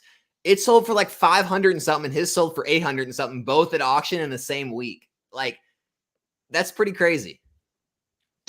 I mean, that just goes back to, I don't know, bro. It's like, what do you prefer? And then what does the market prefer? That's the only thing I can like hold that to, is like, why would mine sell for what? I think mine sold exactly, it was like 790 something, right? And I think the other one sold for like 5 something. So mine sold for like $200 more than that one. So Hold on, I don't know what hold on, time out real quick. There's some stuff going on, banter back in the chat. I am seeing messages in YouTube, and then I'm seeing different messages in StreamYard. And so, guys, I do not ever delete anything. I do not censor anything. YouTube, I think, does censor some things because I'm seeing more messages in StreamYard than I see on YouTube. I guess StreamYard shows me everything. YouTube, I guess it filtered some out for some reason. I don't have any type of settings on that should do that, but YouTube does its own thing. So if you're not seeing your message show up, I promise you I would never delete anything. I don't know why it's doing that. So sorry about that. what was said though? What was it? I don't know. There, it's like Japanese stuff, like how to. It's always that same. Oh yeah, maybe that's why I was gonna say maybe Retro wasn't even referring to us because we weren't even talking about Japanese. I think that what he said was referring to probably somebody in a chat. Oh no, that's not. No, he wasn't. No, there were just people like. Yeah, but he saying JPN instead of JAP, like the acronym. People don't like it used as like Jap, to say JPN instead type thing, which I don't get that deep in the weeds with all that stuff, but it is what it is. Yeah. I mean, when I list cards, bro, I spell out Japanese. I don't even put abbreviations. So I don't know. Yeah, if I ever sell, I don't know if that matters. I'll think about it. I mean, no. To be honest though, I understand why like maybe Retro or someone who does this like full time is wanting to do Japanese because Retro, he actually likes it. Like he legitimately like enjoys Japanese more than English. Like he was in Japanese before it, so he's not like a bandwagon guy who like jumped on to try to get the free tendies. Like he was ahead of the game on it. For sure, bro. Japanese has better quality. There's no arguing that. Japanese compared to English quality is ass. Then if you look at like the hollow patterns and stuff, Japanese is usually better with that too. If you look at the texturing, Japanese is usually better. I'm just being honest. Like there's things about both. I've seen them. I mean, I pulled because I opened some Japanese at Collectacon because people were wanting me to. I guess it's just each person. Like I can't get into it. I pulled cards. I pulled the top hits. I still like the English counterparts better. It's just me. You think 151 was a miss on the Master Ball though? Absolutely. But that's a card that's what I'm saying. Like when we're talking about like card to card, like this hollow pad or this texturing is better. I like the English. But yeah, English, like the amount of like exclusive promos they get that we don't, they're amazing. Way like Japanese gets crazy but awesome promos. Like they always had God packs. Now they have that Master Ball we didn't. Absolutely. I'm 100% on board with that. I can't even argue that. I don't know when it comes out. People have been talking about it. It was revealed a while ago, but there's going to be like the new Detective Pikachu. You seen the new Detective Pikachu card where he's like sitting on Growlithe? Have you seen that? Detective Pikachu. No. Oh wait, maybe. Yeah. I think you get it. I think you get it when you buy the game or something like that. I feel like that's going to be one of them cards that people are going to try to buy a whole bunch of and do the thing like they. Video game coming out? Yeah, it's a video game. I think so. I'm pretty sure it's a video game. I haven't looked too much into it. Growlithe and Arcanine are my favorite Pokemon, and he's like riding Growlithe. Like the best thing about 151 is the Pikachu from 151. I like that there's so many other Pokemon in the art. Like there's Growlithe, there's Gengar, there's a whole bunch of other cool Pokemon in there. So, but guys, I think chill out in the chat. Stop getting rambunctious. Everyone's telling me to ban people. I'm not banning anyone, guys. Just don't be respectful. Don't be idiots. I'm sure if things get too bad, YouTube will probably ban them for me. But we're talking about Pokemon here. Let's keep it that way.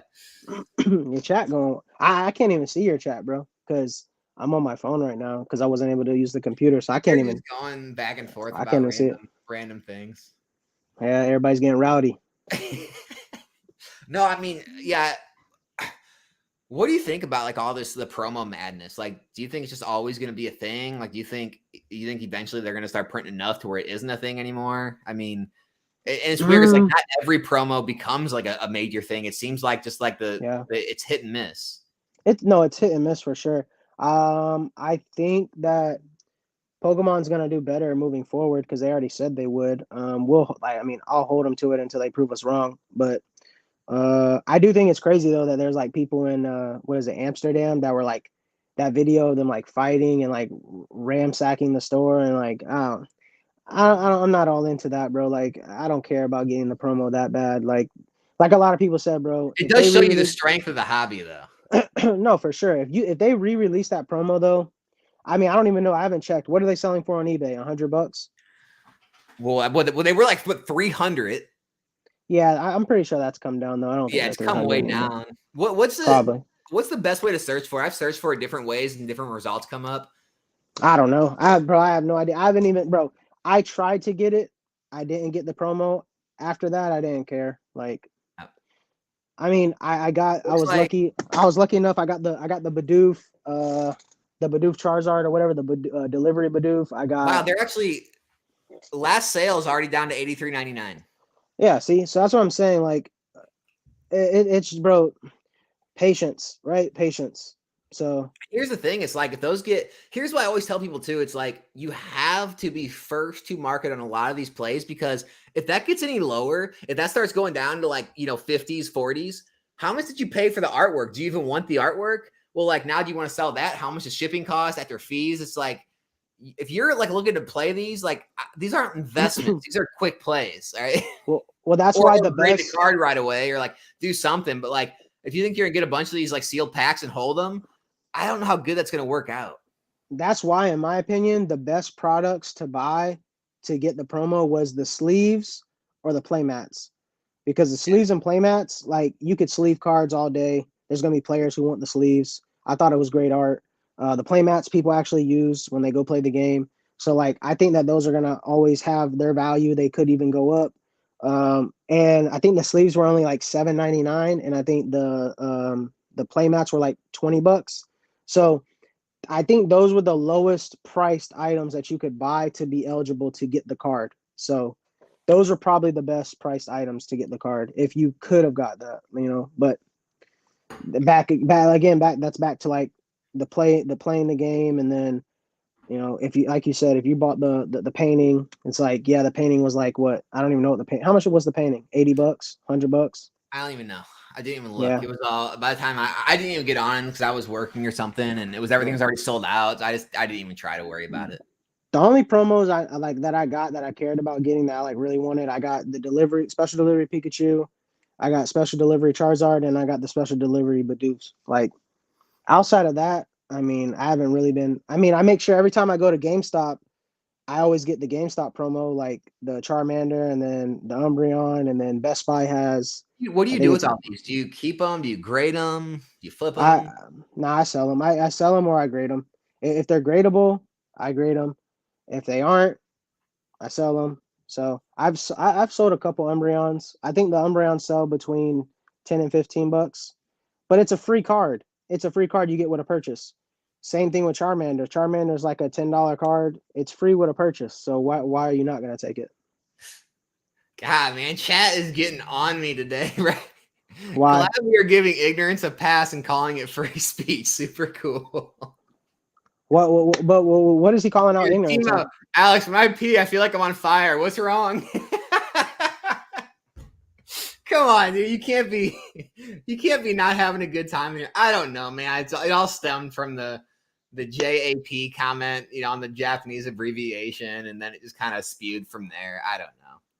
I don't know. I try to get too attached. I mean, I'm not trying to police the chat. They can police themselves. I don't know.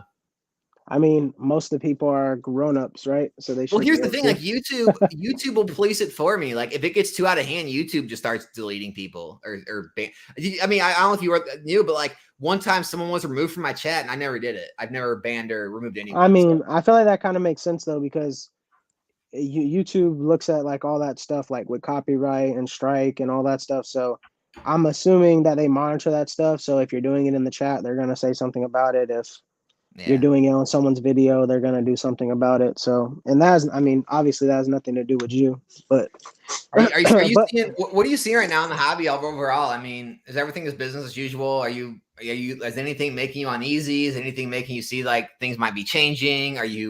We already kind of talked about it, but you're not really changing up much of what you do. Like, how are you feeling right now? I wake up, bro, and just go to day to day. I don't know. I feel, bro. I literally feel like if you've been doing this for a while, you know not to get too high and you know not to get too low. You know how, but that's anything in life, right? Like I don't even have to speak on Pokemon. Like if you can be balanced in life and not get too high and not get too low, you're always going to be better off. Like you shouldn't always celebrate your successes and you shouldn't always be depressed or upset or down on your falls, because Yeah. honestly, you can learn more from your failure than you can learn from succeeding. Because if you're always succeeding, then what have you learned? You don't know how to deal with adversity. Like a little bit of down in a market is great, because then you have to make adjustments, you have to make changes, you have to figure out ways to maneuver. If it's all sunshine, what are you doing? Like you're just riding through the sunset, everything's good, and then as soon as something changes, then you don't know how to deal with it. So I think I just take it day by day, bro. I don't get too deep into all the YouTube drama. I don't get too deep into, oh, this market's down, oh, CGC this, PS. I mean, I pay attention to some of the stuff, but I mean, Yeah, bro, it's I mean, business as usual. I can just tell from your demeanor, dude. Like, you just seem pretty relaxed. I mean, if everything wasn't going smoothly, I don't think you could be this relaxed and chill about things. So, I mean, that just tells me right there, it's like, it just seems like business as usual. People are always going to freak out about something. They're always going to be excited about something. They're always going to say the sky is falling. You're always going to have people saying everything's going to the moon. And it's just like you said, I think remaining like an even keel is the best way to go about it, because it's like if they're investments, like, okay, well, Scarlet Violet base Palkia and stuff isn't moving. Well, guess what? Evolving Skies is a 400. Oh, well, guess what? Like, Chilling Rain, Fusion Strike, Astral, like a lot of that Brilliance moving back up. All those are moving up. But so it's like, it kind of all keeps things even, whether you're investing, whether you're selling. Like, some cards you send in are going to have market fluctuations down while they're getting graded. Some are going to have fluctuations up. It's just diversification. Staying even level headed, I think, is the best advice. I think that YouTube has really like messed up the hobby when it comes to that, because I think it makes people get too high and it makes people get too low. Because like you were just saying, right? Oh no, Chilling Rain boxes are at 80. Sell your boxes, sell your cases, and then down the road, wakes up, goes to Because the dollar store always packs. Yeah, no, that was back in the day. That was on the grind when I was living with my parents. That was I don't even know if they different have those anymore. different time. I don't think they have Dollar Tree packs anymore. I haven't seen them in a long time. I know they sell like these tins, but I don't know if that's Dollar Tree or not. I think that's like Walgreens and stuff.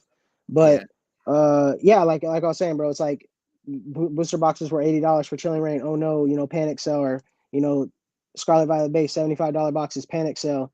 Well, then what happens in 2 years when they go up? Then you missed out on that. Or you get too high on something, you're like, oh, this stuff's stonking, this stuff's going to the moon, and then you invest a whole bunch into it, or you buy a whole bunch into it, and then the market readjusts and it comes back down, and then you just lost on it. So I just think doing your own research, being able to stay even kill, being able to not get too high, not get too low.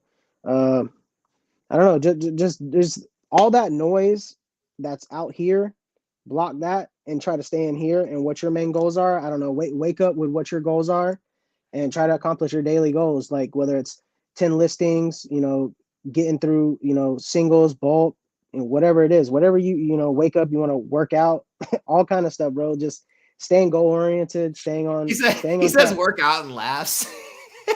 I mean, me, I need to. Like Ryan calls me a fat ass all the time. Ryan gets in my shit, bro. Ryan's like, I'll tell Ryan about something, and he's like, "Have you went to the gym?" And I'm like, "No." And he's like, "Go to the gym, you fat ass motherfucker." I'm just like, bro, come on, Ryan. Why don't you get Ryan on this live one of these times? Bro, I know he's still. I asked him, he's still been super busy. I think he got to his house now, so. Gotcha. I mean, that's good. But bro, hey, he's been super busy. If anyone's got questions for me or Gym Hero, let me know. We'll probably be on here a little bit longer, then we'll call it. But if anyone has a question he wants to hit before we get off, let me know. Is there anything else you wanted to hit that we forgot about? Floor is yours, man. We're open. You can talk about anything here. Nah, I really love that you got to go to Collectacon and see like what it is, bro. When you go out there and then you see all these people who try to portray a certain thing, or they try to be a certain way on YouTube, and then it's just completely different in person. It's like either they're not what they make themselves to be, or how it feels like they built themselves up to be, or they're all goody to your face, and then they're completely different away from it. I don't know. It's just a lot of You stay a lot out of of you not. pretty much. You don't really go to many collect. You kind of stay out of all that, don't you? I every time it's in Orlando, I go to Orlando. That's it. I mean, I live in Florida, so I'm like an hour away from Orlando. Do you ever Every, vend or anything? nah, I probably should, but to be honest, I like going to those events and buying stuff. But I guess if I was vending, I could also buy at the same time because people could come sell to me. But I don't know. Yeah, I, yeah, I I always feel like it's like if someone comes up to you while you're like vending, you're always like, look, I'm buying, but it's got to be at 50% or 60%, and then people are just like, damn, this motherfucker only giving me 50%. It's like my card's worth 100. You only want to give me 60. It's like, well, yeah, because I got to buy it and then I got to sell it and I got to make my 20%, 10%, whatever. So, but yeah. No, I mean, that's something that you could ask. I mean, if you ever get a chance to asking, like Dan, old school, and well, what's his name? He lived in Florida too. Ray. You said Ray, yeah. I mean, I don't know how much they're doing as a buying, but I know they do a Well, lot of that's the selling. problem. Is like that's what I'm trying to say. Is like it's not that they're like I have nothing bad to say about those guys. It's like not that they're not real, but they're like they don't ever just they won't ever like dive in anything with you. Like kind of how we do. Like Oh yeah, they won't ever like just dive in and give you like the actual numbers. Like, is it actually worth it? Like it's always like meme jokey stuff. Like, oh, I killed it. I printed. I did this. I did this. Like, well, okay, but how much different is it from if you would have sold it out on eBay? What's the extra that you made here? Is that extra amount worth the flight, the hotel, the vending, the tables, the cases? Like, yeah, how much is this actually worth? No one will ever tell you that. yeah. It's always just like these like fluffy, like whatever, jokey, like kind of like soft things. It's like, dude, here, let's dive in. I want to know, like, as a business, why does this make sense? Now, if you're telling me, well, you're trying to grow, say, face, like grow your brand of like your image, you want to be the face of the brand type thing, and it's like it's going to pay dividends in the future. I get it, but as of like how much extra, like how worth it is it to have a vending booth there as opposed to selling on eBay? So you have to take out the eBay fees, if people or people like cash instead of fee. Take all that out. Sometimes people actually want better deals. You give them better deals at the convention. So take all that out. How much do you think you made extra on your items here than you would have made on eBay at the end of the day? And then did that excess make sense? And for me, I can't see it unless you have very high dollar items and you're selling them large quantity. I was gonna say, I feel like it strategically comes down to what you're selling. So if you've been to these events and you know what's popular and you know what sells well, then you bring those items and you do a lot of volume of that. Then I feel like it could be worth it. I mean, you are paying, like you said, you are paying the table fee, but then some people like group the tables together, so then they end up splitting the fee, and then they stay in the Airbnb together, so they split the fee, stuff like that. So you have all that stuff that goes Yeah, and like into. Brad, like I met Brad there. Brad's a cool guy. Like he Yeah, says, don't knock it till you try it. Like, but yeah, like no, for Brad, sure.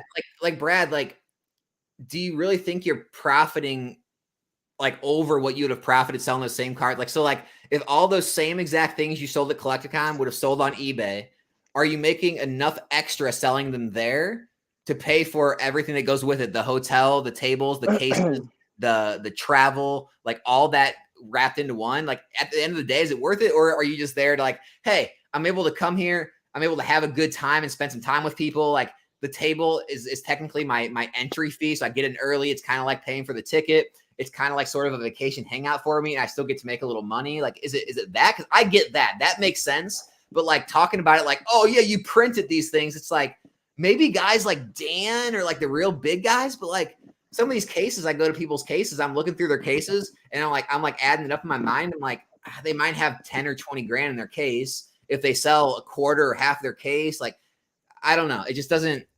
I can't make I, sense of it in my own financial mind, I guess. I'll say that when you're a vendor though, that the people that are coming to Collectacon, they're there to spend money. So I will True. say that they're there to buy.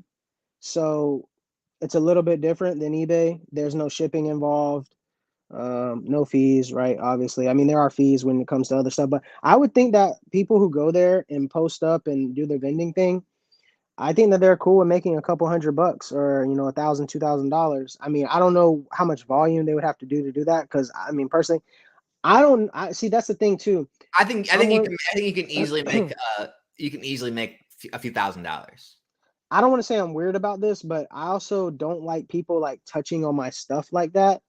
So if I had like all my cards out into like in the binders, and then I got thousands of people walking around, I feel like I'm having to watch people so they don't steal a card, so they don't steal anything. Some people are more rough with cards than they are because they're like, oh, it's cardboard, it's fine, it's just a card. And then there's also people who, like me, I make sure like I'm respectful. Like whenever I go to people's booths and I pull cards out to look at it, I always ask them, I'm like, do you care if I take it out of the sleeve? Or I'll be like, hey, will you take this out of the top loader? Because I don't want to take your card out. It's your card. I want you to make sure you pull because there's people who will pull the, cards out of top loaders like that by hitting the wrist. Then there's people who will actually like open it up and pull inside. You Like, gotta do the wrist. so You gotta do the wrist. yeah, no, that's what I'm saying. So it just depends. But me personally, I don't like people touching all of my stuff. So that's another thing about like Collectacon that I I wouldn't think it's like. what Brad said again. Like, there's so many crazy deals to walk up to the tables. It's Yeah. worth it very long. I think that's probably the main Yeah. reason people do it, because like the sales aspect. I mean, very few people there are going to convince me like the amount of sales they made based on what they could have got on It's eBay worth even it. after fees was Yeah. worth it. Like, I think it's mostly the deals you can get, so that's cool. I get that. I was you could also. Well, go ahead. My bad. I was gonna say you could also like a lot of trades can happen too, where you could trade products where you can move up and you can make more money in like some of the stuff you trade. But yeah, so go ahead. Phantom Mod said, "Are you guys buying Master Ball foils or not interested?" Huh? I mean, I think they're good. I know people trying to complete the set. I mean, if they're priced well, they sell well. Raws especially. If you're looking to grade, I've sold a Gyarados and I have an Ivysaur listed. I mean, the Gyarados sold. I don't know how well they sell graded. I mean, I'm pretty sure they will sell, but trying to get a whole completed Master Ball set of PSA 10 seems like a stretch. Like that's probably expensive. It's probably at least $100 for each Master Ball card. Minty Collector said, "How good do you think Obsidian Flames is going to be in 2-3 years with all the Zards?" So look, was it Darkness Blaze already moving up again in the 150s, I think. And it's a terrible set. Like, that is basically objectively at this point a terrible set. Like the Charizard, it's not even like a top hit. It's not a rainbow. It's not like it's just a regular full art, basically, VMAX. And all the Charizards you want are actually in other sets. And it goes for like $80 or $90 in a PSA 10. And that set is moving up in value. So yeah, I think the Charizards in this set are better than our Darkness Blaze. So if that set can move up, no reason this one can't over time. I don't think you can compare it to Burning Shadows, because that Charizard is just like in the stratosphere. It's actually super rare to pull. Like, these aren't as rare. So probably somewhere in between those. I mean, look, all these boxes can move up over time. It's just, where you want to position your money now. Like, do I think it's going to move? That's what it boils down to. Probably not. Like, probably that's what it boils down to. Is the waiting game, bro. It's like, sure, prices are like you can find Obsidian Flames probably at a great price right now, but it's whether you want to wait 2-3 years for a box to go from 95, 90 to 150 or 130, and then go through the process of selling, yada yada. So it's just all about. I mean, yeah, it could be a good set. It's like what Sword and Shield sets can I get right now? Like, do I want to get a Chilling Reign, Fusion Strike, Brilliant Stars, Astral, Silver Tempest, Lost Origin box? Get the Crown Zenith reprint when it comes out, however low those ETBs go. Do I want to get that and possibly risk having to pick Obsidian up at like 110 a box down the road? Or do I want to get in at a good price right now because I know it's lower and, possibly miss out on other plays or possibly have to hold it way too long, have dead money? Like, those are the things to kind of consider. We're out of that Sword and Shield era. That you need time now. They also just dropped the Morpeko Volume 2 or Version 2 box for Crown Zenith. So yeah, those have 7 packs in it. No playmat, but it's just another Morpeko box. Yep. Shag Sports. Hey guys, I dropped the ball on this. So Shag is sponsoring the giveaway of the Obsidian Flames booster box. I was supposed to give this away Tuesday. I will make a video tomorrow giving this away in the random comment picker. Everyone who commented on that video, I'll link the video in the description if you didn't get a chance to, and if you comment on it, you can win this. So thanks to Shaq for that. But he said, got a question. What's the best practice to stay organized? I feel like every time I get organized, it takes like 5 days, and then everything is everywhere again. I'll link Shaq Sports Cards in the description below too, so you can go check him out, because we do appreciate him sponsoring the videos and giving away these booster boxes to all you guys. So thank him. But yeah, staying organized, man, I'm like OCD. So like it's a little easier for me, but I can tell you're a little different, right? My organized is I just know where stuff is. I feel them though, because like Dude, that's so funny. I'll clean no, but like I'll clean up and I'll straighten up some stuff and I'll feel like okay, I organized some. And then literally, yeah, like a couple of days later after, you start listing more cards and then you start taking, pictures and putting stuff over here and then shipping and all that stuff, things just get unorganized again. So I I use mean, to for like 2 and 4 boxes. yeah. I keep all mine in like I keep all of mine in order of sets. So like I'll have every like so say it's like XY, like I'll have all the XY promos in number order, then I'll have all the sets in order. So like I'll have, it doesn't matter what grade it is. I don't really separate the grades. So it could be 10s all the way down to 7s in there. And I just keep them in set order. So they'll go base set, flash fire, and down the road. And I'll do the same thing with Sun and Moon, Sword and Shield, Scarlet and Violet. So I'll be able to find the cards easy. I do the same thing with the singles. As far as the sealed product goes, I do the same thing on my shelves. I'll have, all the tubs in order of like which, era. I'll give the eras in order. If I do, like you said, if you get more product in, I do make sure I organize it into where the slots where they go. If I gotta, move it out and move it to another box, I'll do that. But yeah, I say pretty organized. Once you have things organized, it's kind of easy to keep it that way as things roll in. But it's whatever works for you. Yeah. For me, I just know where stuff's at. Just know where stuff's at. So what if I want like a pin from some collection box? You know where that's at? I have all my pins in one box. That's funny, man. I'll look through the pins and see if I can find it for you. That's cool. No, I mean, whatever works for you. There's no one way to do this stuff. Yeah. And also there's no secrets to this stuff, right? Right. I know we didn't get to rant on that at all. I know you love to rant on the secret sauces and the, like all the paywall stuff and all that. Oh, there's tons of secrets, bro. Tons of secrets. All the plays, bro. Oh, it's killing me, man. You know who they're capitalizing on that? All the new people coming in. They're like, oh, bro, I need to know the newest plays. I need to know all the secret sauce. These guys been doing it for a while. They know it all. Let me pay them $10 a month. Pokey Jim here. What hair conditioner do you prefer? Bad person to ask for that too, brother. I do not take care of my hair very well. I mean, I wash it and do all that normal stuff. Like I have good hygiene, but as far as my girl could probably tell you better than me. Tiberi says, don't you get networking profit when you're a vendor? Like, what do you mean by networking? Like, I mean, nah, yeah, I get what they're saying about that. Yeah. But here, give me your take. What do you think? Like, what do you think the benefit is of that? Meeting new connections, meeting more people, meeting other people that can be a resource to you maybe down the road, or you could be a resource to them. Maybe you can't do online though, or like through.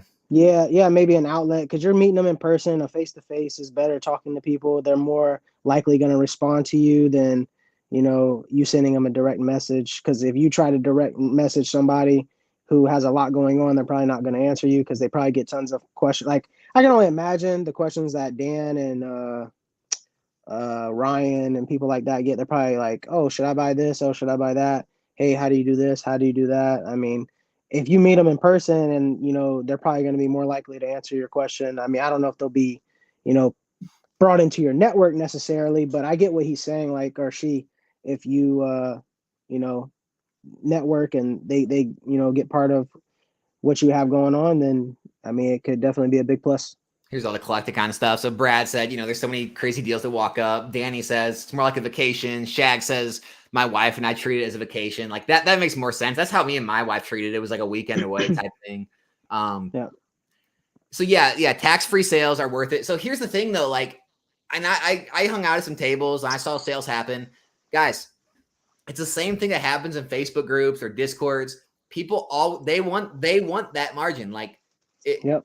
You're not going to be like sell full price what you could get on eBay at a table. Like people are going to be like, okay, well here it's going for this online. Would you do this? Here I got cash. Here I want to bundle these. Will you take a deal? Like there's constant deals being worked, and guess what? People take the deal. So it's like yes, it's tax free. Yes, you get cash, but a lot of that's worked into the deal already. So I don't know how much better it is, right? Yeah, there's more haggling and stuff like that goes on at Collectacons. Like with eBay, bro.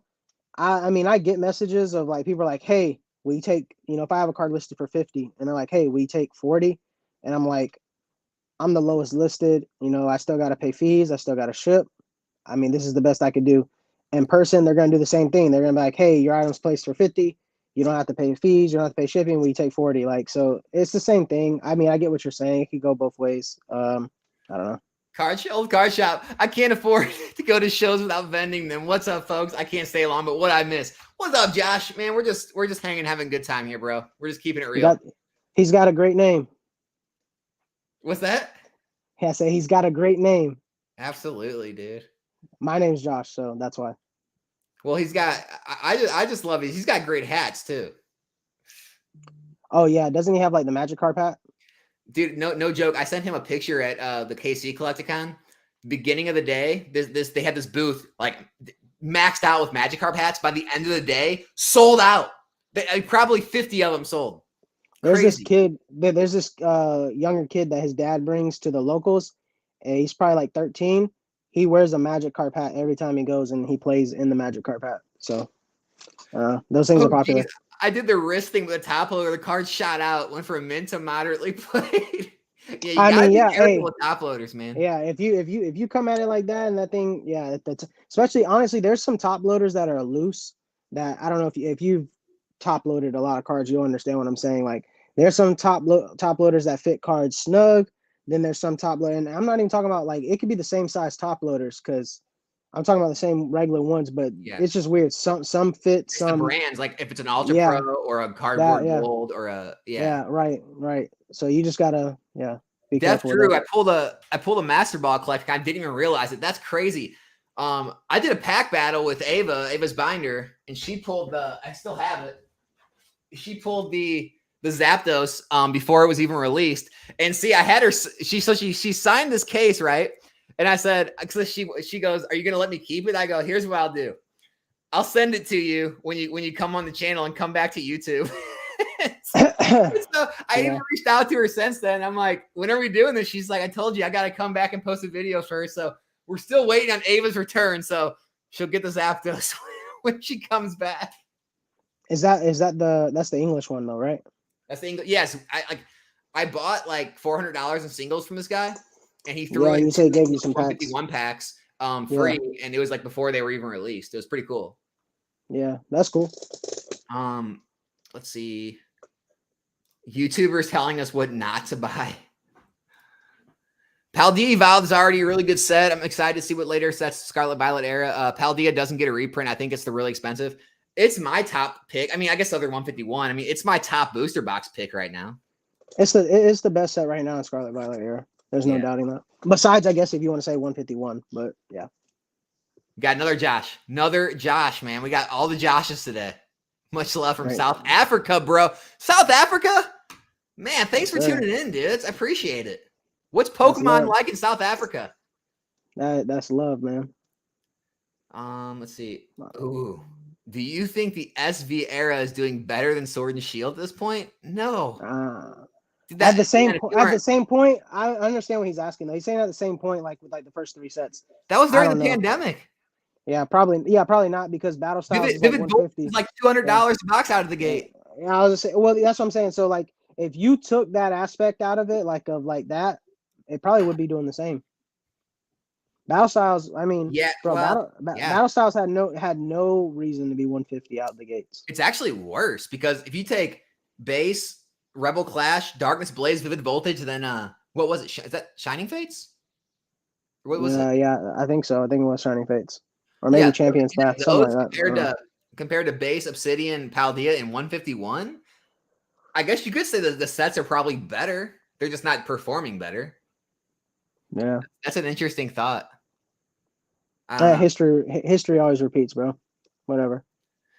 So many people ain't checking comps at Collectacon. No one comps anything. Well, 95%-ish. I mean, dude, Brad, dude, hey. I'm not trying to crap on Collectacon. I know you love it. I know a lot. Here's the thing. Like, I'm telling you, man, it's really weird about this community. there's like a group of people who just like swear by Collectacon. Like they want to go to every single Collectacon. They vended everyone. Like they want to sign up for the tables and sections the minute they're released. Like, and it's like the biggest, like, it's like what they have to do. But like, I'm kind of in the middle. Like I see the benefits, but I also am like, man, traveling to all these, it's a lot of work. It's a lot of travel. I don't know if the benefit of going there actually outweighs all of that. I'm just kind of like, it's a fun time, but like too much of a good thing kind of gets like, oh, you know, a little too much. I don't know. I'm just kind of in the middle on it. But yeah, I mean, I get it. Like there's a lot of people that swear by Collectacon. They go to every single one, so I get it. I don't know. I mean, whenever I go, I mean, I can't, I guess, compare myself because obviously I'm going to be looking, but he said that people aren't checking comps. I'm checking comps on everything, and majority of the time, the people that I'm trying to buy, a lot of the vendors' prices are bad. Like they're usually overpriced, so you have to talk them down. Oh, I mean, unless it's like every time. Like I've been to tables where the prices were way off, like you know, and it kind of sucks. Like I don't feel bad because it's their table. They decided to sell it, but like you know, you'll see some cars that are like way overpriced, and you call it out to them. And you're like, hey, listen, here's what it's going for. And they're like, oh, okay, I can come down to that. But then you find other things that are way underpriced, and you're just like, all right, I'll take this. You know, so, I'll take your whole table. I'll take your whole table, sir. So I mean, I found some crazy deals, but yeah, it's just kind of it's all shopping. I haven't seen that in the Pokemon community, but a very like big thing in like the sneaker like world is they go to these sneaker conventions and they'll literally be like, how much do you want for your whole table for you to go home right now? And then they'll sell their whole table to them and they'll negotiate it. People, I always hear about like people talking about getting bought out, but like I didn't see anyone at Collectacon like pack it up and be done mid through the day. So I don't know if anyone like I know people talk about getting quote unquote bought out, but like what does that mean? Like do they have other like a stash ready? Like I didn't see anyone go home midday type thing. Like I didn't see anyone pack up Saturday at 12 o'clock and be like, all right, guys, I'm done. Or you know, like everyone was still there all day. So I don't know if anyone ever got like quote unquote actually bought out. Maybe people bought a whole bunch or bought one of their cases and they refilled it. I don't know. Right. What's the best Pokemon Facebook group to buy and sell Pokemon? Do you use any of those? One that I used to use a lot was Burbank. I don't know how well Burbank is anymore, but that's it's crazy. Burbank is where I found Torchic and Trico Gold Stars, and both of those graded PSA 10s. Do you still have those? No, of course not. No. I sold I mean, I bought my house in 2019. It was either 19 or 18.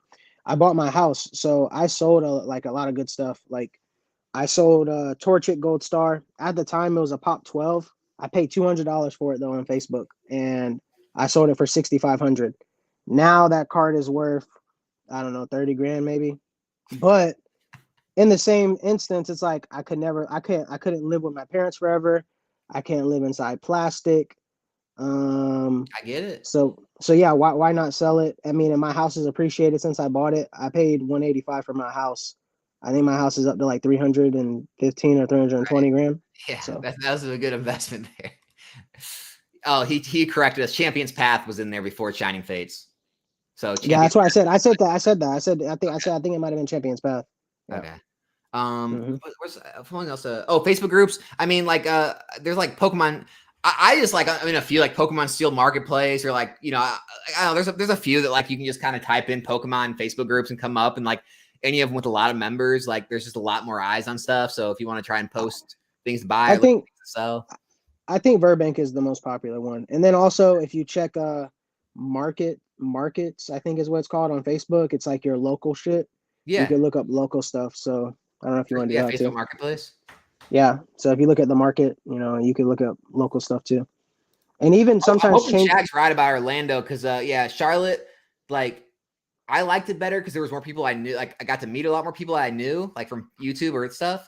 But KC was actually, I feel like it was probably bigger than Charlotte. So it's good to hear Orlando's bigger than from what I've heard, bro. Everyone that's come to Orlando for Collectacon or anything like that has had a blast. They really enjoy it. But I feel like that's always when you come to Florida, bro. If you don't live here in Florida and you come to Florida, like you're like, damn, they got Disney, they got Universal Studios, they got all this stuff. So yeah, but I mean, my wife just took a 2-week vacation and did all that. So like, I know what Florida's got, but Orlando and Long Beach are the best ones. This man went to KC and Charlotte. Corty's bearish. Brad, dude, like I'm not bearish. It's just I just feel like so much stuff in this hobby gets so overhyped, and it's like, I mean, it's a card show. Like I don't think people need to be taking 10 trips a year to go to every one of these card shows. Like, I mean, it's definitely good, but I don't know if it's like, are you making, tens of thousands? That like, I always make a joke to everyone because like, that's the other, like, I guess rant I have in this hobby right now. Like, I know people that make over $1 million a year, right? Like, I know people that make like a good amount of money, and none of them act like arrogant. None of them act like, they're just printing. None of them like talk like that, right? It's always like, hey man, how's business going? Oh, man, it's a grind. It's up and down, blah, blah, blah. Like, we haven't made $1 million last year. Like, well, yeah, but it's like everyone in this community, like so many people in this community are always like, oh man, oh yeah, we're printing. Oh, there's this. Oh, it's free money. Oh, it's so easy. It's like, what color's all your Bugattis, right? Like, where are all your beachfront mansions? Like, is everyone on their yachts today? Who's flying here on the private jets? Like, everyone just talks like they make so much damn money. And I'm just like, I don't see it. Like, everyone talks like they're all freaking making hundreds and hundreds of thousands or millions. And it's like everyone you talk to who's like doing really, really well, like actually making million plus, they're like talking realistic. Like, yeah, there's a lot that goes into it though. It's a lot of work. You got to deal with this, that. It's like, that's one thing I gripe about the hobby. It's just like everyone makes everything so overblown. Like, it's so much better than it is. It's so easy. It's like, if Collectacons are so great, like, are people making tens of thousands, hundreds of thousands of dollars of these Collectacons? Profit, not sales, profit. Like, how much is everyone actually making, right?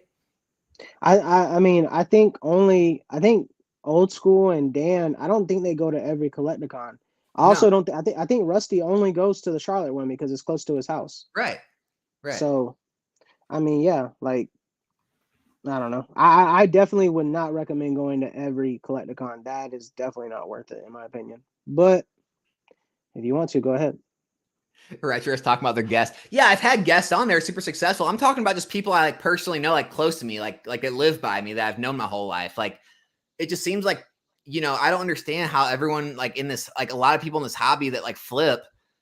I mean, Retro, this, man. Like, this, like it almost like they oversell it. Like it's like this like gold rush type thing. It's like, oh my gosh, everyone's getting rich. And I'm just like, I'm looking around like, dude, no one's driving Lambos. Like, no one's in beachfront mansions. No one's flying here in private jets. No one's walking Gucci and freaking, just freaking blowing money. It's just like, there's a disconnect there. I'll be the first to tell you. You know why I sell Pokemon? For freedom, and because I like Pokemon. Like, and that's realistic. I don't put a price on my freedom. Like, I told you, like, the amount of money that I make or the time and stuff that I put into this, I do it based on my living standard. So if I can live comfortable to my living standard, to what I've set to be good, and I can, live that like a good life like that, then I'm fine. I don't need to make, 500,000, $1 million. I've never been like that, bro. I don't look at like the value of not waking up to corporate America, to not, waking up to a 9 to 5, bro, to be able to do whatever I want, the flexibility. I can't even put a price on that, bro. Like the amount of joy and amount of stress free that I am. And I don't take any mental wear from, the day-to-day thing of going to work and having to commute and all this, like dealing with your boss. Like, I just can't put a price on that, bro. And like you said, that's just like, I told you, I'm never one of them people who's like, Pokemon's a get rich thing, make millions of dollars doing this. You can make, it's all about what you put in. It's all about the volume you do. Yeah. It's all about, what you want your lifestyle to be. You almost need to have a channel, dude. Like, people need to hear. And here's the thing. It's like, I get the whole being goofy, being funny online, like the memeing with your friends, but it's like, dude, like we talked about, there's people getting into this hobby and new. And like, when people like all these guys are talking like that, people are actually going to think it's like a get rich quick. Like, oh my God, yes, this is so easy. I'm going to get rich like all these guys. It's like, rich like who? Like, all these guys are rich now? It's like, I mean, if you go, you probably know people, like if you talk to regular people who make maybe 200, 300, 400 grand a year, they're not like balling out. They're not talking like they are just like, oh, I'm printing, I'm doing this. But like in this hobby, it's like, you might make freaking 50, 100, 150 a year flipping and cards. You're printing. And you act like you are balling out. Like, I'm Lambo's coming. It's just like, guys, most people in this hobby flipping cards are not making the kind of money that they portray. It just is what it is. Yeah, 100%. I agree with you 100%. You I can't. never would be like, yeah, I'm printing, bitch. You can't fucking stand next to me type shit. Hey, VIP only. You can't come to this dinner. Were you invited in the exclusive Discord? You didn't pay $10 for that. Get Yeah. out of here. You gotta get, you get, and everything's invite only. It's talked about in private groups and only. It's so strange to me, man. I've just never been that way. I don't know. It's really, really weird. Like any like team I've been on or any like group I've been in, like I get like the whole like I guess like movie, like the whole like movie world, like they're always like that was like cliques in high school and like, you know, but like where I went to high school, it wasn't as much like that. Maybe it's because I played a lot of sports and stuff. So like I was in a lot of different groups, but it just never seemed like, oh no, you guys aren't invited to this party, or you can't, you're not allowed. Don't invite him. He can't come or she can't come. It's like, it's really weird. This hobby has become that way. It's like, oh no, we're in our groups or we're in this clique. It's so weird, man. So weird. I don't know. Retro, man. This is the last time I'm going to address it. Yes, I saw what was being said in chat. Like I commented about it. I said to calm down. I said to cool it. I said to keep this on Pokemon. I'm not going to ban people, dude. I'm not going to like boot people. Like that's just not what I do here. Sorry, dude. Like, I'm sorry if you got offended by stuff. Like, I don't know what to say, man. Like, you know, I don't do that. You know me. You know, I don't ban and stuff here. Like, you know what's up. Was somebody being racist? Is that what he said? There was a bunch of Japanese. I didn't follow all of it. Like, it started out with like the JAP abbreviation. It kind of went from there, and then they were kind of trolling each other. And I don't know. Like, I'm not getting involved in all that. Like, I get involved in enough drama. I mean, I'll say though, hey, racism though, nah, we don't got no place for that here though. For real. No, Y'all absolutely. Cool out with that. Yeah, and like I don't know, maybe I missed some stuff. I didn't read anything that was crazy racist or anything, but maybe it's just me. Like again, I can't see the chat, so I have no idea. Here's the issue: everyone's got their own like opinion, beliefs, like their own lines. Like everyone's got a different line to where it crosses this too much. Like if someone abbreviates something the wrong way, I don't care. Like, oh my gosh, we're reading into things too much at that point, you know, in my mind. But like other people see it and they're like, oh no, that's actually, you know, that makes me feel bad. It's like, so I can't get involved in that. I can't. I'd be banning everyone. Everyone would have a problem with everyone. I don't like your name. Well, I don't like what you said about Scarlet and Violet. Well, I don't like XY. Like, okay. Yeah. I don't know, man. Anything in closing you want to close out with, man? No, man. Just wake up, man. Day to day. Live your life to the fullest, bro. Appreciate it. Enjoy what you have, bro. Don't look at what others have, bro. I love what your dude said about comparison is the thief of joy. I love that, bro. I really do. Because if I woke up and try to compare myself to other people or try to compare myself to other eBayers or people who do Pokemon, like I would just be doing myself terrible. Like I just be shitting on what I've accomplished, what I've done. So dude, that's like the best piece of advice you could end with. Like that goes so far, like everything in life in general and like this hobby, whatever you're collecting, like yeah, just stop comparing, enjoy your life, like keep a level head like you and stay even keel and not get too high, too low. And yeah, I think you'll be a lot happier in life and this hobby because dude, there's always a bigger fish. There's always going to be a bigger fish. 100%. And I'm a small guy. You're a small guy. Majority of these people are small guys. Yeah. The big guys are the ones that don't say nothing. The big guys are the ones that ain't on YouTube. They don't need the notoriety. They don't need the face. They're behind the wall. You know, they're in the shadows. So, absolutely. All right, man. That's it. Thanks for stopping by. Sorry about anything that got said in the chat that offended anyone. You never know what's gonna happen when you start a Pokemon live stream. But that's it for us. I'll have. What do you mean to link your Instagram? Nah, you don't have to link nothing, bro. It's all good. I'll link his Instagram for everyone. We're out.